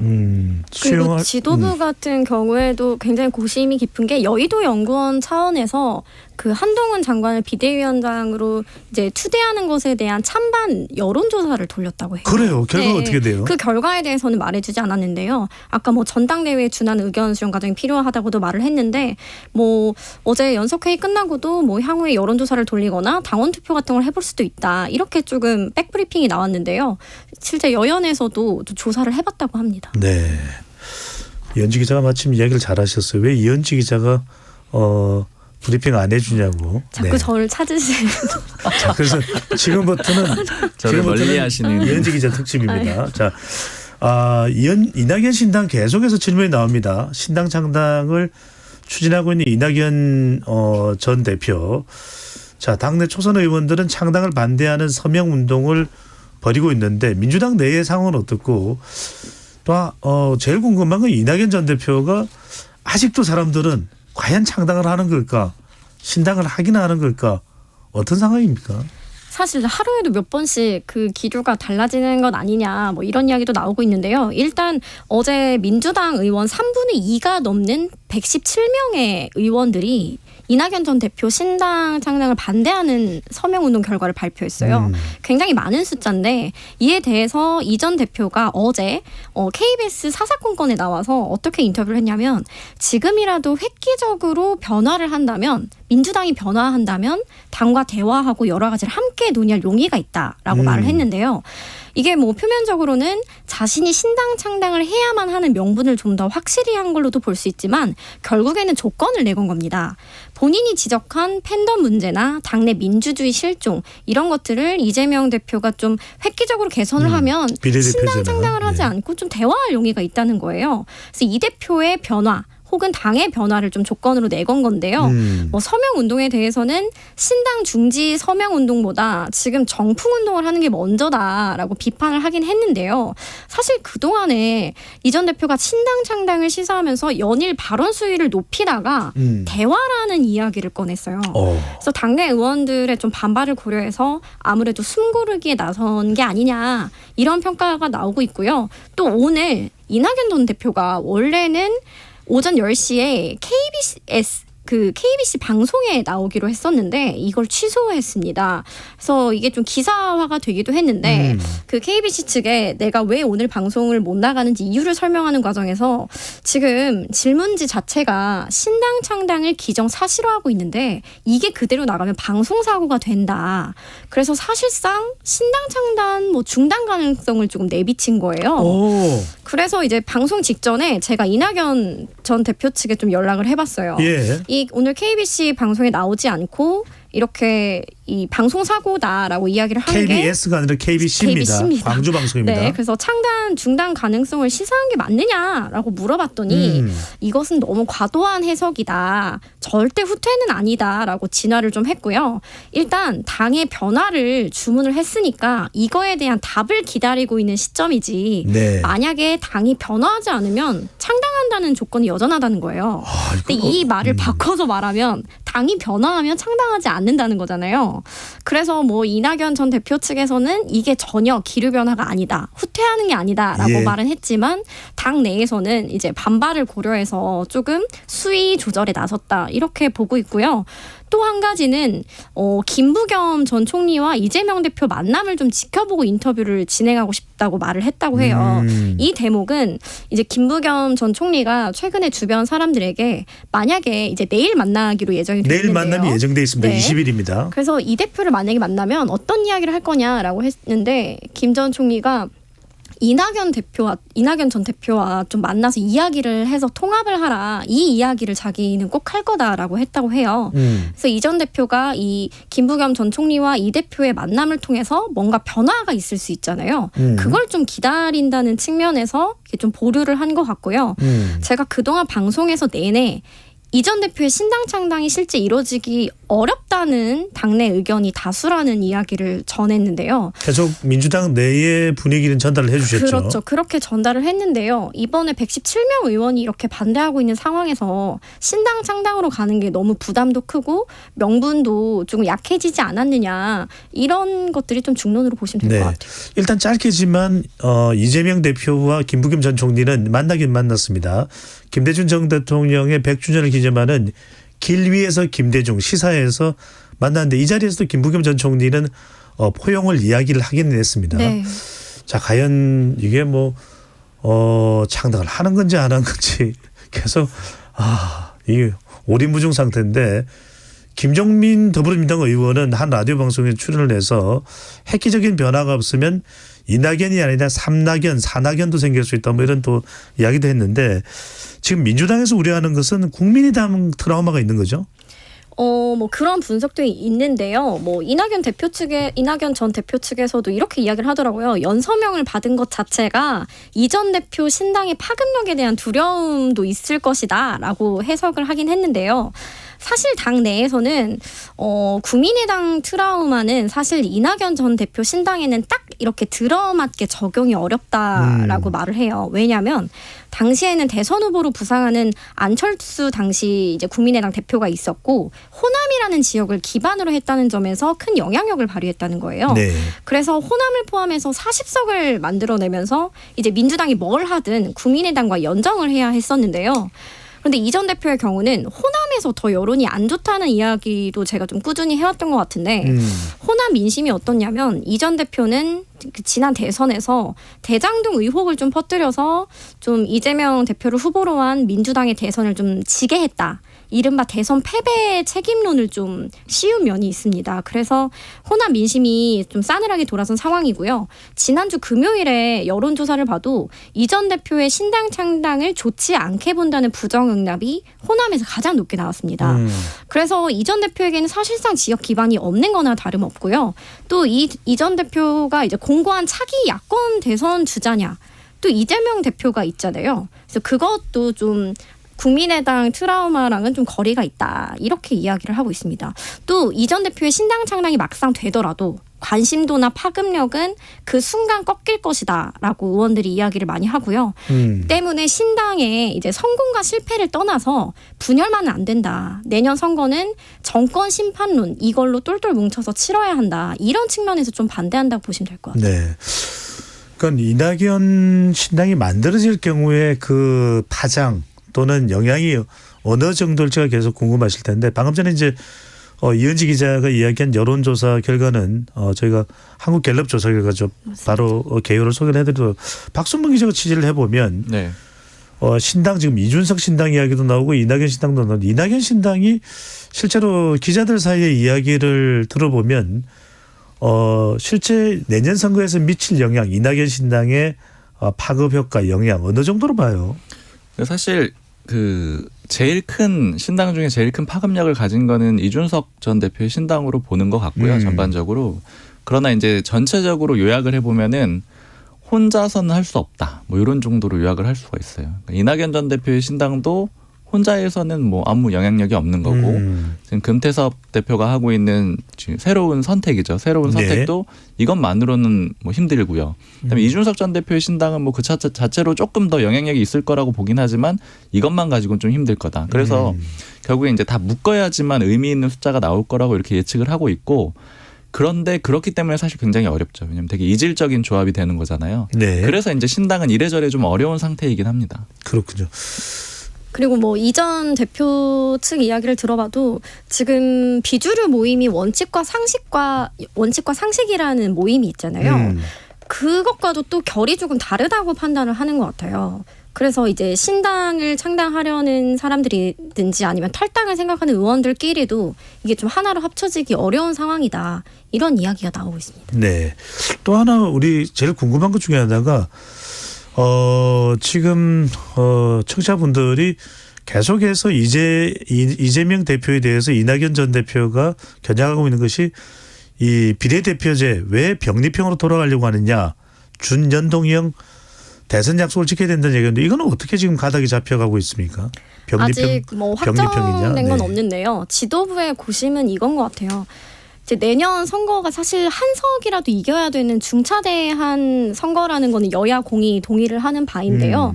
때문에 지금 현 연동형 비례제로 갔을 때 국민의힘은 위성정당을 만들겠다는 거고 민주당은 안 만든다는 약속을 대선 때 했잖아요. 네. 그래서 지도부로서는 대선 때 한 약속을 지키느냐 마느냐 이 기로가 있고 두 번째는 만약에 지키지 않는다면 병립형으로 회귀할 것이냐 혹은 준연동형제 하에서 자체 위성정당을 만들 것이냐 이 고민이 좀 있는 부분이고요. 근데 다만 최근에 의원들을 만나봤을 때는 그나마 국민들에게 욕을 좀 덜 먹는 그러니까 국민들이 조금이라도 공감할 수 있는 방향은 이제 위성정당은 만들되 조금 플랫폼 정당이라고 하죠. 다양한 시민단체들이 좀 함께하는 뭐 민주당 내부 인사를 포함해서 좀 플랫폼 위성 비례 정당을 만드는 쪽으로 좀 이야기를 모아가고 있는 것 같습니다. 네. 자, 이것도 과연 언제 결론이 날지 뭐 금명간에 결정이 나기는 날 텐데. 아니 금명간에는 안 날 것 같아요. 그래요? 네, 어제 뭐 최고위원이랑 얘기했는데 이거는 뭐 금방 끝낼 수 있는 문제가 아니라고 하더라고요. 그래도 언제까지는 정해져야 되는 시한은 있을 거 아니겠습니까? 그렇죠. 시한은 사실은 진작했어야 됐죠. 진작 네. 뭐 지난 1년 넘겼죠. 전에 원래 이제 획정도 하고 다 마무리 지었어야 되는데 근데 문제 그 민주당에서 나온 얘기가 뭐였었냐면은 이거 왜 급하게 안 하느냐고 하면 좀 주도권이 없대요. 그러니까 아까 이은지 기자가 좀 설명을 해줬는데 그 민주당은 안 하겠다라고 한 거잖아요. 그러니까 그 다시 이제 위성정당 창당하거나 병립형으로 돌아가지는 않겠다라고 얘기를 해놓은 거고 국민의힘은 사실은 그때 패스트트랙 연합에 의해서 자기들이 이제 당했다라는 그런 입장이에요. 그러니까 명분이 아무래도 국민의힘에 조금 더 있는 상황이니까 굳이 이 문제를 이제 들쑤시지 않겠다라는 그런 좀 그 전략도 좀 숨어 있는 것 같습니다. 네. 또 이게 또 각 당의 또 이해관계에 따라서 결정되는 것 아닌가 또 이런 우려가 되기도 합니다. 이해관계에 따라 되겠죠. 네. 조금 전에 이은지 기자가 언급한 이낙연 전 대표의 신당 창당 관련 여론조사는 한국갤럽 자체 조사로 지난 12일부터 14일까지 유권자 1,002명을 대상으로 무선 가상번호 전화 면접 조사 결과이고 오늘 소개드리는 모단 조사는 중앙선거여론조사 심의위원회 홈페이지에서 확인 가능합니다.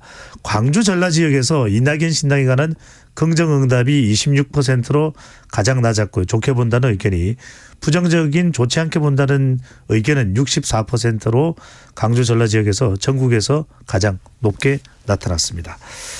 자, 또 하나 이은지 기자. 민주당 조정식 사무총장의 지역구인 시흥을 출마를 준비하던 김윤식 전 시흥시장이 민주당 후보 심사 과정에서 부적격 판단을 평가받고 논란이 되고 있네요. 일단 배경을 좀 설명을 드리면 네. 조정식 사무총장의 이 지역구 시흥을은 지난 총선에서도 말이 좀 많았던 곳이에요. 왜요? 그 조정식 사무총장이 당시에 정책위의장이었는데요. 이제 아무래도 좀 고생하는 자리고 일이 많은 자리입니다. 이제 총선을 앞두고 정책을 조금 만들고 하는 작업을 해야 되기 때문에 그렇죠. 그러한 이유로 경선을 원래 하기로 했던 이 지역이 단수공천 지역으로 뒤바뀐 거예요.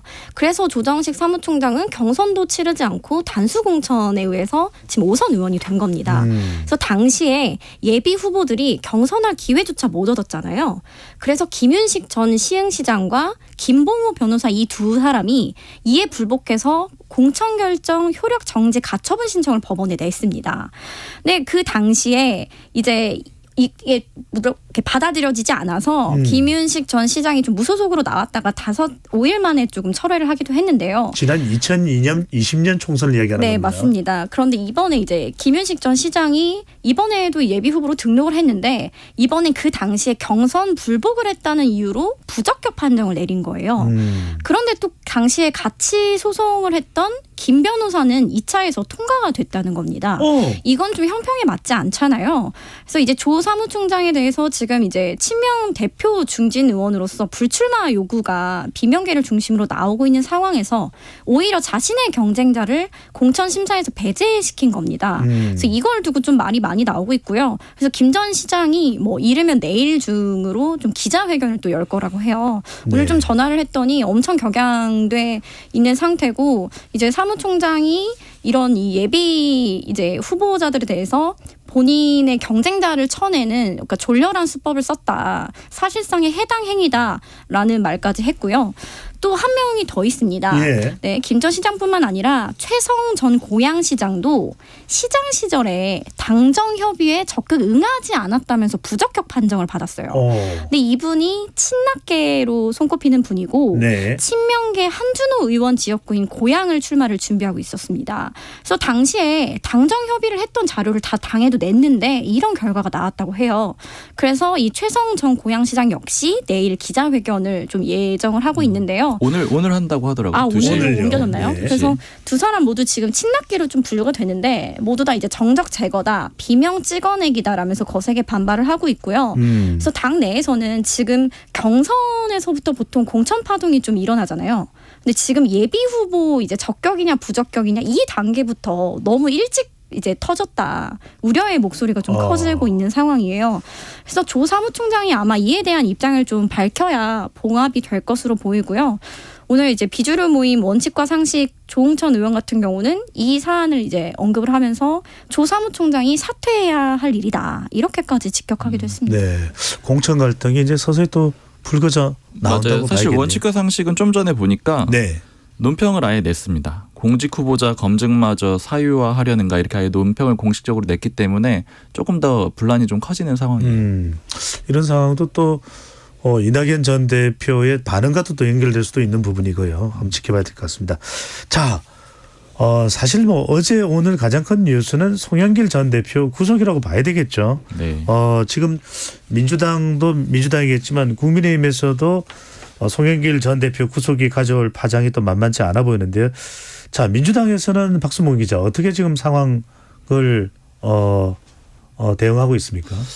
그림이 조금 그 개파랄까요? 아니면 뭐 주류 비주류, 지도부 비지도부 이렇게 좀 나눠지는 그림이 좀 있어요. 지도부 같은 경우에는 일단 오늘 원내대변인은 이제 그 무소속이라는 점을 좀 강조하면서 특별한 입장이 없다라고 했고요.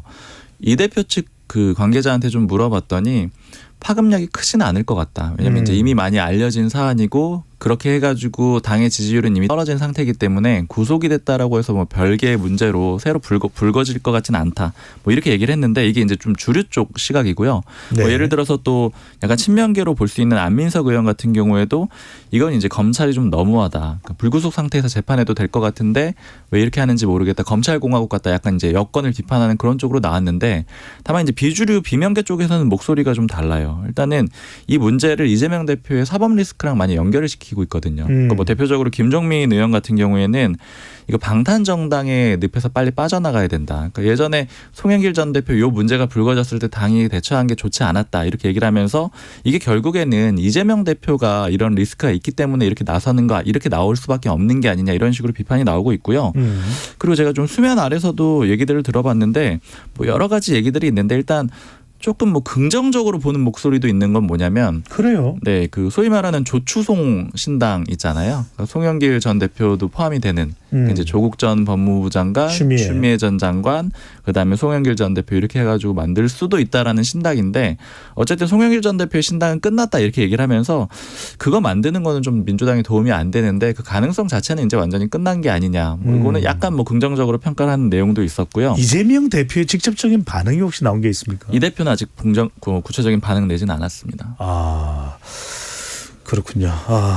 자, 이런 상황 속에서 어제 윤석열 대통령은 내년도 예산안을 조속히 확정해달라 이렇게 직접 채촉하는 목소리를 냈습니다. 실제로 이미 이제 윤석열 대통령도 대통령실은 이관섭 정책실장, 한호섭 정무수석이 이재명 대표를 또 예방한 바가 있었는데 이 예산안 좀 빨리 통과시켜달라고 민주당 입장은 지금 어떻습니까? 실제 그 예방했을 당시에도 굉장히 정책실장이 많은 것들을 좀 요청을 했다고 합니다. 예산 어떤 것들이 시급하고 그래서 원래는 예방을 하면 20-30분이면 끝나는데 그 예방이 거의 1시간까지 길어지기도 했거든요. 근데 일단 민주당은 20일에 단독으로라도 이제 감액 예산안을 통과시키겠다는 좀 방침입니다. 물론 당연히 협의가 된다면 협의된 거를 올리겠다는 거지만 지금 거의 이견이 좁혀지지 않은 상태라고 해요. 뭐 R&D 네. 예산이라든지. 그래서 이제 여당 인사에게 그럼 물어봤어요. 민주당이 지금 20일에 뭐 단독으로라도 이제 감액 예산안을 통과시키겠다고 하는데 그럼 국민의힘은 어떻게 할 거냐라고 물어봤는데 민주당이 설사 단독으로 이 감액 예산을 통과시켜도 정부 여당에게는 카드가 있다는 거예요. 바로 추가 경정 예산 편성인데요. 그래서 만약에 이걸 민주당이 20일에 단독으로 감액 예산을 통과시켜도 큰 실익이 없을 거라고 좀 설명을 하더라고요. 어떤 이야기냐면 만약에 민주당이 감액 예산안을 좀 단독으로 통과를 시키게 되면 국민들도 좀 총선을 앞두고 또 민주당이 168석으로 이제는 정부 예산안까지 좀 단독 처리하는구나 이렇게 부정적 인식이 좀 커질 수 있고 또 여기에 이제 정부 여당은 내년 1월에 총선을 앞두고 추경을 할 수 있다는 거예요. 그때 좀 하고자 했던 정부 사업 예산안을 증액하면 된다. 또 이렇게 좀 내다보더라고요. 근데 사실 만약에 예산 안 되면은 여건이 더 불리하다라는 얘기도 좀 들었어요. 그러니까 예를 들어 이제 예산이 안 되면 올해 안에 그럼 준예산으로 가게 되거든요. 준예산으로 가면 사실 간 적이 한 번도 없고 뭐 헌정사상 초유 이렇게 되는 건데 준예산이라는 건 그럼 결국엔 아주 급한 것만 쓰고 나머지는 집행을 안 하는 거예요. 네. 예를 들어 뭐 공무원들 월급 주고 이런 정도는 집행을 하겠죠. 근데 예를 들어서 뭐 이렇게 보조금 같은 거 어려운 가정에 보조금 나오고 이런 거는 당장 집행 못 하게 될 텐데 그런 돈 안 나오게 되면은 일단은 여당에 대해서 그러니까 정부에 대해서 아무래도 사람들이 불만을 가질 수가 있다라는 거죠. 그러니까 지원금이 나올 때는 정부에 대해서도 긍정적인 반응을 갖듯이 반대로 그게 안 나오게 되면 정부에 대해서 비판적인 입장을 갖게 될 수 있기 때문에 준예산으로 넘어가는 상황은 아무래도 여건에 불리할 수도 있다. 예, 이런 얘기도 있습니다. 그렇게 가서는 안 되겠죠. 국민들을 네, 위해서 약속 지켜야죠. 민생 네. 예산안만큼은 꼭 머리를 맞대서 통과될 수 있으면 좋겠습니다. 지금까지 불사조 기자단 문화일보 이은지 기자, 경향신문 박순봉 기자와 함께했습니다. 두 분 말씀 잘 들었습니다. 고맙습니다.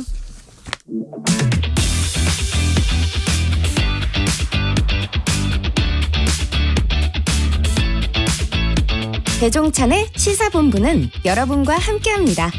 짧은 문자 50원, 긴 문자 100원이 드는 샵 9730. 라디오 어플 콩과 유튜브는 무료로 참여하실 수 있습니다.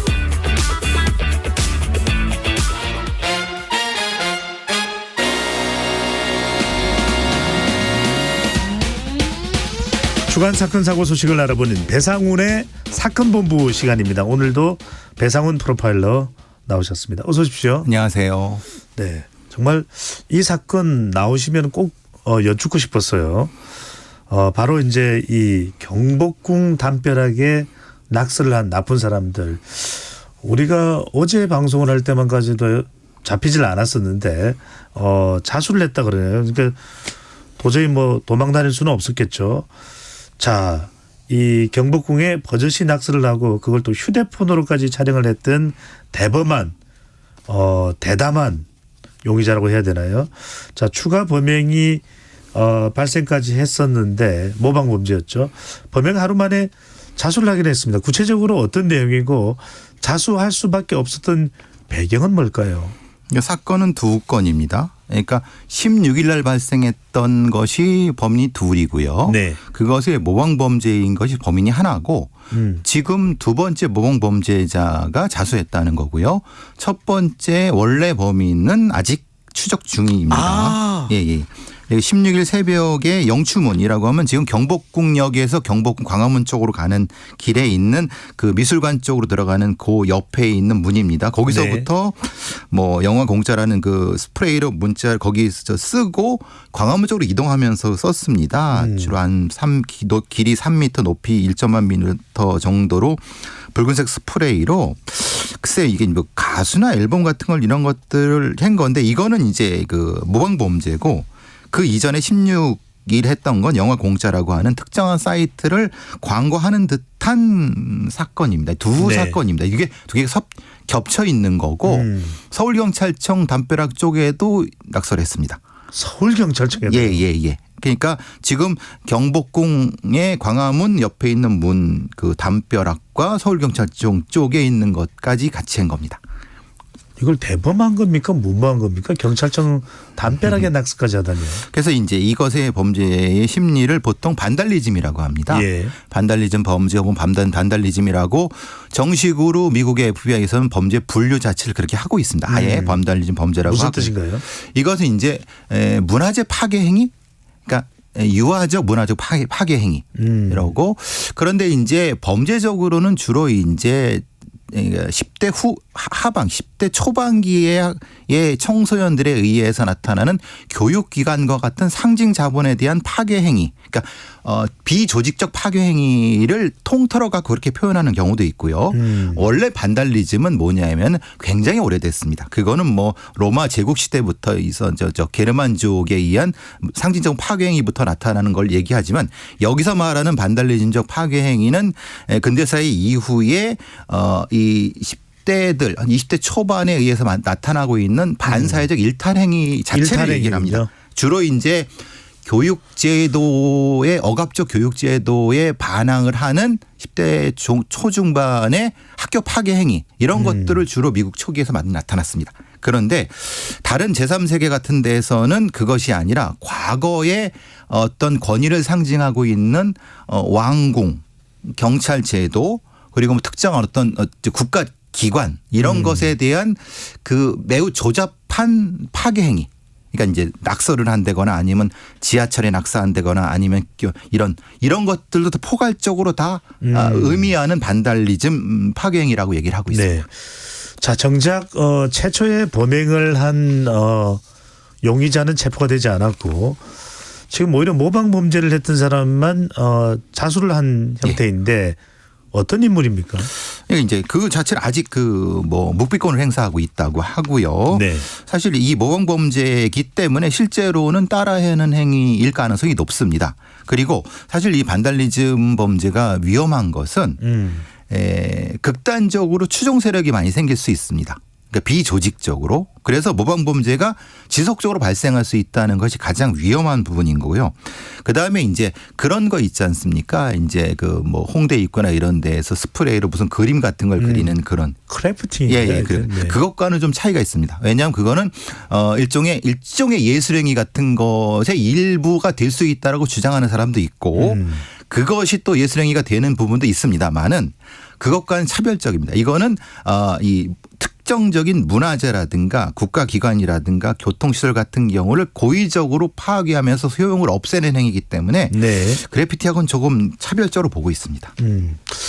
그래도 CCTV를 통해서 인상착의 등을 확보를 했을 테고 유사 범행 동기를 이전에 저질렀던 사람에 대한 동향 파악 등도 가능할 텐데 빨리 못 잡는 이유가 뭔가요? 왜냐하면 이런 형태의 행위자들은 주로 교통기관을 이용하지 않습니다.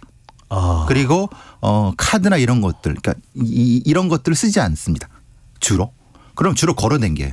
그러니까 보통 우리가 이제 그 CCTV를 추적한다든가 블랙박스 추적한다든가 이런 게 하는 건 주로 그런 결절점이 있습니다. 그러니까 버스 카드를 이용하면 신원이 확인되고 지하철에 카드 찍으면 신원이 확인되고 그런데 그런 걸 이용하지 않으면 그러니까 실제로 경찰들이 조금 난항을 저는 사실 하루 만에 잡을 거라고 생각했지만은 난항을 겪고 있는 것은 이들 범죄자들의 특성을 아마 경찰들이 조금 놓친 것 같습니다. 이게 사실은 요거는 좀 제가 좀 전달해 드렸어야 되는 건데 이런 종류의 사람들은 퇴행적이기 때문에 기계 문명에 대해서는 약간 반감을 가질 수 있습니다. 그렇기 때문에 그냥 돌아다니는 겁니다. 그러니까 사람들이 안 보는 어떤 도시의 외곽, 이런 사이드로 돌아다니기 때문에 CCTV에 발견되지 않을 가능성이 있죠. 그러니까 난항을 겪고 있는 것 같습니다. 상당히 용의 주도하다, 또 계획적 범행이다 이렇게 볼 수도 있는데 낙서 내용을 보면은 특정 사이트를 이렇게 이 담벼락에다가 새긴 그런 낙서인데 그러면 그 사이트에 있는 그 회사를 어떻게 신문을 해보면 범죄자를 가려낼 수 있지 않을까요? 근데 이제 그것과는 무관한 것 같습니다. 그러니까 말하자면 그것을 일종의 유사하게 거기다 써놓은 것 같습니다. 그러니까 실제로 거기하고는 관련성이 많이 떨어지는 거죠. 그러니까 그 회사라든가 그 사이트가 이 사람들하고는 추적하는 접점이 많이 없는 부분인 거죠. 보통 이런 반달리즘 행위가 그런 가능성이 훨씬 높습니다. 그러니까 자기가 단면적으로 본 어떤 것을 그냥 쓰는 행위가 가장 많습니다. 네. 참 빨리 잡아야 될 텐데 이 문화유산에 이런 행위를 했다는 것이 납득될 수도 없고요. 용서받을 수도 없는 건데 아까 반달리즘이라고 얘기를 했습니다만 또 이제 다른 명칭으로는 이상 동기 범죄 이렇게도 표현이 되는데 자 이건 체계적인 대응을 위해서 검찰이 범죄 유형 또 구체적 통계로 관리하는 방안이 또 있다면서요? 예, 추진되고 있습니다. 아직까지는 경찰의 내부 규정상으로 한다고 하고 있는데 문제는 이것이 법령화되지 않았기 때문에 의무적인 조항이 아닌 거죠. 그래서 더불어민주당의 강병원 의원이 이런 법을 대표 발의했습니다. 국가경찰과 자치경찰의 조직 운영 관련 법률의 그 안에 33조의 한 조항으로서 이상동기 범죄에 대한 연구 분석을 경찰에 의무화시키는 겁니다. 체계적인 대응을 위해서 아예 어떤 범죄가 발생했을 때 이것이 이상동기 범죄에 들어가느냐라고 하는 것을 통계로 확보해 갖고 추후에 범죄 대응과 치안 대응과 이런 것을 하도록 자치단체와 같이 협업해서 할 수 있도록 만드는 모법, 기초법 같은 거죠. 기초 조항 같은 거죠. 여태까지는 그런 게 없었습니다.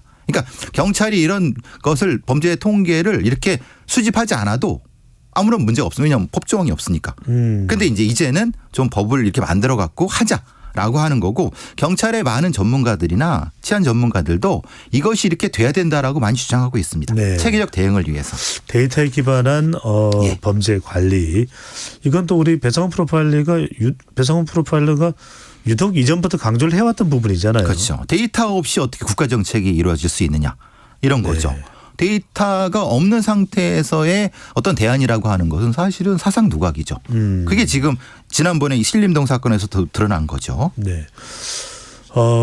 빨리 좀 이 담벼락 낙서를 한 용의자를 잡아야 될 것 같은데 언제쯤 잡힐까요? 그래서 이제 잡는 것은 조금 시간이 걸리는 것은 이 사람들이 그 신원이 나이가 조금 적을 수도 있습니다. 그리고 이제 행위 자체가 약간 퇴행적이기 때문에 그러니까 이제 어떤 지문이라든가 이런 부분에서 조금 좀 이제 등록 부분이 이런 문제가 있을 수 있어 갖고 근데 잡히긴 잡힐 겁니다. 지금 이제 경찰이 지금 자존심을 걸고 지금 추적하고 있기 때문에. 네. 벌써 이제 이 처음에 범행을 저지른 사람을 못 잡는 사이에 모방 범죄가 그렇죠. 2건이나 일어났습니다. 바로 이런 게 우리가 앞으로 더 우려가 되는 부분인데 자, 경복궁 담벼락 낙서의 경우 이런 부분들을 좀 미리 예방할 수 있는 방법 뭐 있을까요? 말하자면 이제 그 가해자 측면과 이제 문화재 보호 측면 두 가지가 다 있어야 되겠죠. 네. 사실 지금 경복궁의 다음 부분도 CCTV가 촘촘하게 있었으면 어떻겠는가 생각. 지금 보신 거 아시겠지만 CCTV가 없었습니다. 근데 사실 이게 저도 좀 놀랐어요. 그러니까 광화문 좌우측인데 왜 그게 없지? 그러니까 한쪽 저 끝에 하나 있어 갖고 추적했거든요. 그러니까 조금 더 문화재에 대한 관리가 조금 미흡한 것이 아닌가라고 하는 비판이 좀 있는 거고요. 네. 다시 이제 가해자 측면에서는 이런 반달리즘 범죄자들은 반드시 이전에 비슷한 형태의 범죄를 합니다. 그러니까 그런 리스팅. 말하자면 이런 이전에 그 관리의 어떤 측면에서 분명히 관리가 된다고 하면은 이들은 이전에도 이런 걸 저질렀기 때문에 찾기는 그렇게 어렵지 않거든요. 관리가 안 되기 때문에 못 찾는 겁니다. 네. 예. 자, 여하튼 상당히 우리 사회에 좀 우려가 되는 그런 또 범죄 환경이 유발돼서 또 걱정이 되고 있습니다. 조두순 우리 청취자분들 많이 이름 들어보셨죠? 네. 조두순 무단 외출 사건입니다. 조두순이 야간 외출 제한 명령을 어기고 40여 분 정도 외출에다가 적발됐다. 어떻게 이런 일이 발생을 한 것이죠? 이 사건이 사실은 여러 가지 면에서 조금 좀 검토해 볼 필요가 있습니다. 사실 14일 조두순은 9시 이후에 외출이 금지가 돼 있거든요. 네. 9시 한 6분 정도면 14일 9시 6분 정도 갔습니다. 이번 달 12월에. 근데 뭐 부인과 싸웠다고 하고 나왔는데 나와갖고 근처에 있는 경찰 초소에 있는 경찰한테 간 겁니다. 네. 근데 좀 이상하지 않습니까? 만약에 외출 금지라고 하면 집을 나오는 즉시 관제센터에서 알아야 되는 거 아닙니까? 네. 근데 몰랐어요. 그런데 거기 있는 경찰은 조두순이 나왔으니까 좀 달래갖고 들여보내야 되겠다는 생각을 먼저 한 것 같습니다. 그게 적절하지 않느냐는 모르겠습니다. 지금 판단해 봐야 되는데 좀 달랜 것 같습니다. 좀 들어가라고. 근데 말을 안 들은 것 같습니다. 그러니까 한 15분 정도 달래다가 안 되겠으니까 이제 관제센터에 연락을 하게 된 거죠. 그러니까 시간이 한 40분 된 것 같습니다. 근데 여기서 나타나는 문제점들은 이거죠. 외출 제한을 했다고 했을 때 우리가 알고 있을 때 집 밖을 나오게 되면 바로 알아야 되는 거 아니냐. 네. 성범죄자로 보호 관찰을 받고 있는 조두순 같은 조두순인데 경우 위험한 자니까. 그런데 자기가 경찰 초소로 걸어 나와서 경찰한테 말을 걸 동안 이 공백 기간 누가 책임질 것이냐. 만약에 여기가 아니라 그냥 경찰 초소를 거쳐 갖고 다른 데로 갔으면은 거기서 무슨 일을 저졌으면 누가 책임질 것이냐. 그러니까 이게 지금 그 공백이라는 겁니다. 네. 그러면은 거기 차고 있는 전자발찌라든가 이 관리라고 하는 것이 그럼 이게 지금 안산에서 이 조두순만을 위해서 예산이 10억이 넘게 집행되고 있다고 합니다. 연간요? 연간. 네. 예, 10억. 거기에 말하자면 이 다른 어떤 비용들 여기 초소 같은 것도 이렇고 시설 같은 것도. 그런데 예산은 이렇게 시민의 예산은 많이 투여되고 있는데 정작 이렇게 허점이 생기면 어떡하냐 라고 하는 것이 여러 언론과 전문가들의 지적입니다. 네. 물론 조두순은 처벌을 받을 겁니다. 그런데 이 처벌이 문제가 아니죠. 거기서 나와서 다른 범죄를 저지르면 이때는 누가 책임지냐 이 말이죠. 네, 이번에는 뭐 이해는 안 되지만 왜 또 외출을 해서 경찰 초소로 간 것도 이상하기도 하고요. 그렇죠. 다른 곳으로 안 가고. 그러니까요. 자, 여하튼 참 이런 일이 있어서는 안 될 것 같고 이렇게 되면 또 주변에 있는 그 지역 주민들도 상당히 더 굉장히 걱정하시죠. 그렇죠. 네. 자, 철저하게 좀 잘 관리가 돼야 될 것 같습니다. 자, 이 오늘 오프닝에서도 이야기를 드렸습니다만 경찰 내부에 경감수가 너무 많다 이런 지적이 나온다는데 경감의 위치가 경찰에서 어느 정도이고 왜 많아지고 있는지 이유는 뭘까요? 위치는 말하자면 1급에서 말하자면 순경부터 시작하면 이게 위에 계급이 한 4-5개 한 중간에서 좀 위 계급 정도 됩니다. 중간 관리자. 예, 네. 보통 하면은 팀장급 정도 됩니다. 네. 우리가 보통 이제 어떤 CSI 드라마나 이런데 팀장님 하는 자리입니다. 그런데 문제가 대전경찰청 같은 경우는 전체 경찰 수가 3,400인데 경감이 700명이라고 합니다. 5분의 1이죠. 예. 뭐가 좀 이상하지 않습니까? 그러니까 약간 좀 이게 항아리형이네요. 중간이 상당히 그렇죠. 예. 허리가 두근. 그렇죠. 보통은 우리가 지휘계통이나 이런 거는 보통 이게 피라미드형이 맞아야 되는데 그러면 이렇게 될 수 있는 거죠. 어떤 팀에 팀장도 경감, 부팀장도 경감, 팀원도 경감 이렇게 되는 겁니다. 경감까지는 많이 올라왔는데 성질이 됐는데 그 이상으로는 잘 못 올라가고 적체돼 있는 또 순경부터 시작해서는 경감까지는 상당히 많은 인원수가 성질을 한 상태라고 볼 수가 있겠네요. 이제 근속 승진이 되는 거죠. 예. 그러니까 이게 다른 것이 아니라 시간만 차면 올라갈 수 있는. 근데 그 이상은 못 올라가는. 그러면은 사실은 이런 어떤 적체를 어떻게 할 것이냐. 정부에서는 이걸 가지고 이제 경정을 특채를 좀 TO를 높인다고 하는데. 네. 그럼 생각해 보시면 그럼 경정이 많아지겠죠. 하하. 어느 순간인가. 그럼 계속 이게 밀고 올라가야 되지 않겠냐 이런 걱정도 하시는 거죠. 네. 그러니까 근본적으로 경찰에 대한 인력 구조의 개혁. 왜냐 지금 현장에는 현장을 뛸 형사라든가 CSI 현장 요원들이 부족하다. 그런데 내근 인원들은 많다. 그러니까 팀장급들은 많은데 팀원들이 부족하다. 아하. 그러면 이런 형태의 현장에서 이상동기 범죄라든가 범죄자를 직접 잡고 증거를 잡아야 되는 사람들이 부족한 이 불균형은 어떻게 할 것인가에 대한 사실 근본적인 대안이 필요한 것이 아닌가라는 부분입니다. 어떻게 해결해야 될까요? 그래서 사실은 예전에는 그렇게 얘기를 했습니다. 사실은 계급제를 없애야 된다. 한 번 계급제를 없앤 적도 있습니다. 좀 뜬금없으실 것 같지만 한 20년 전인가 계급제가 없어졌습니다.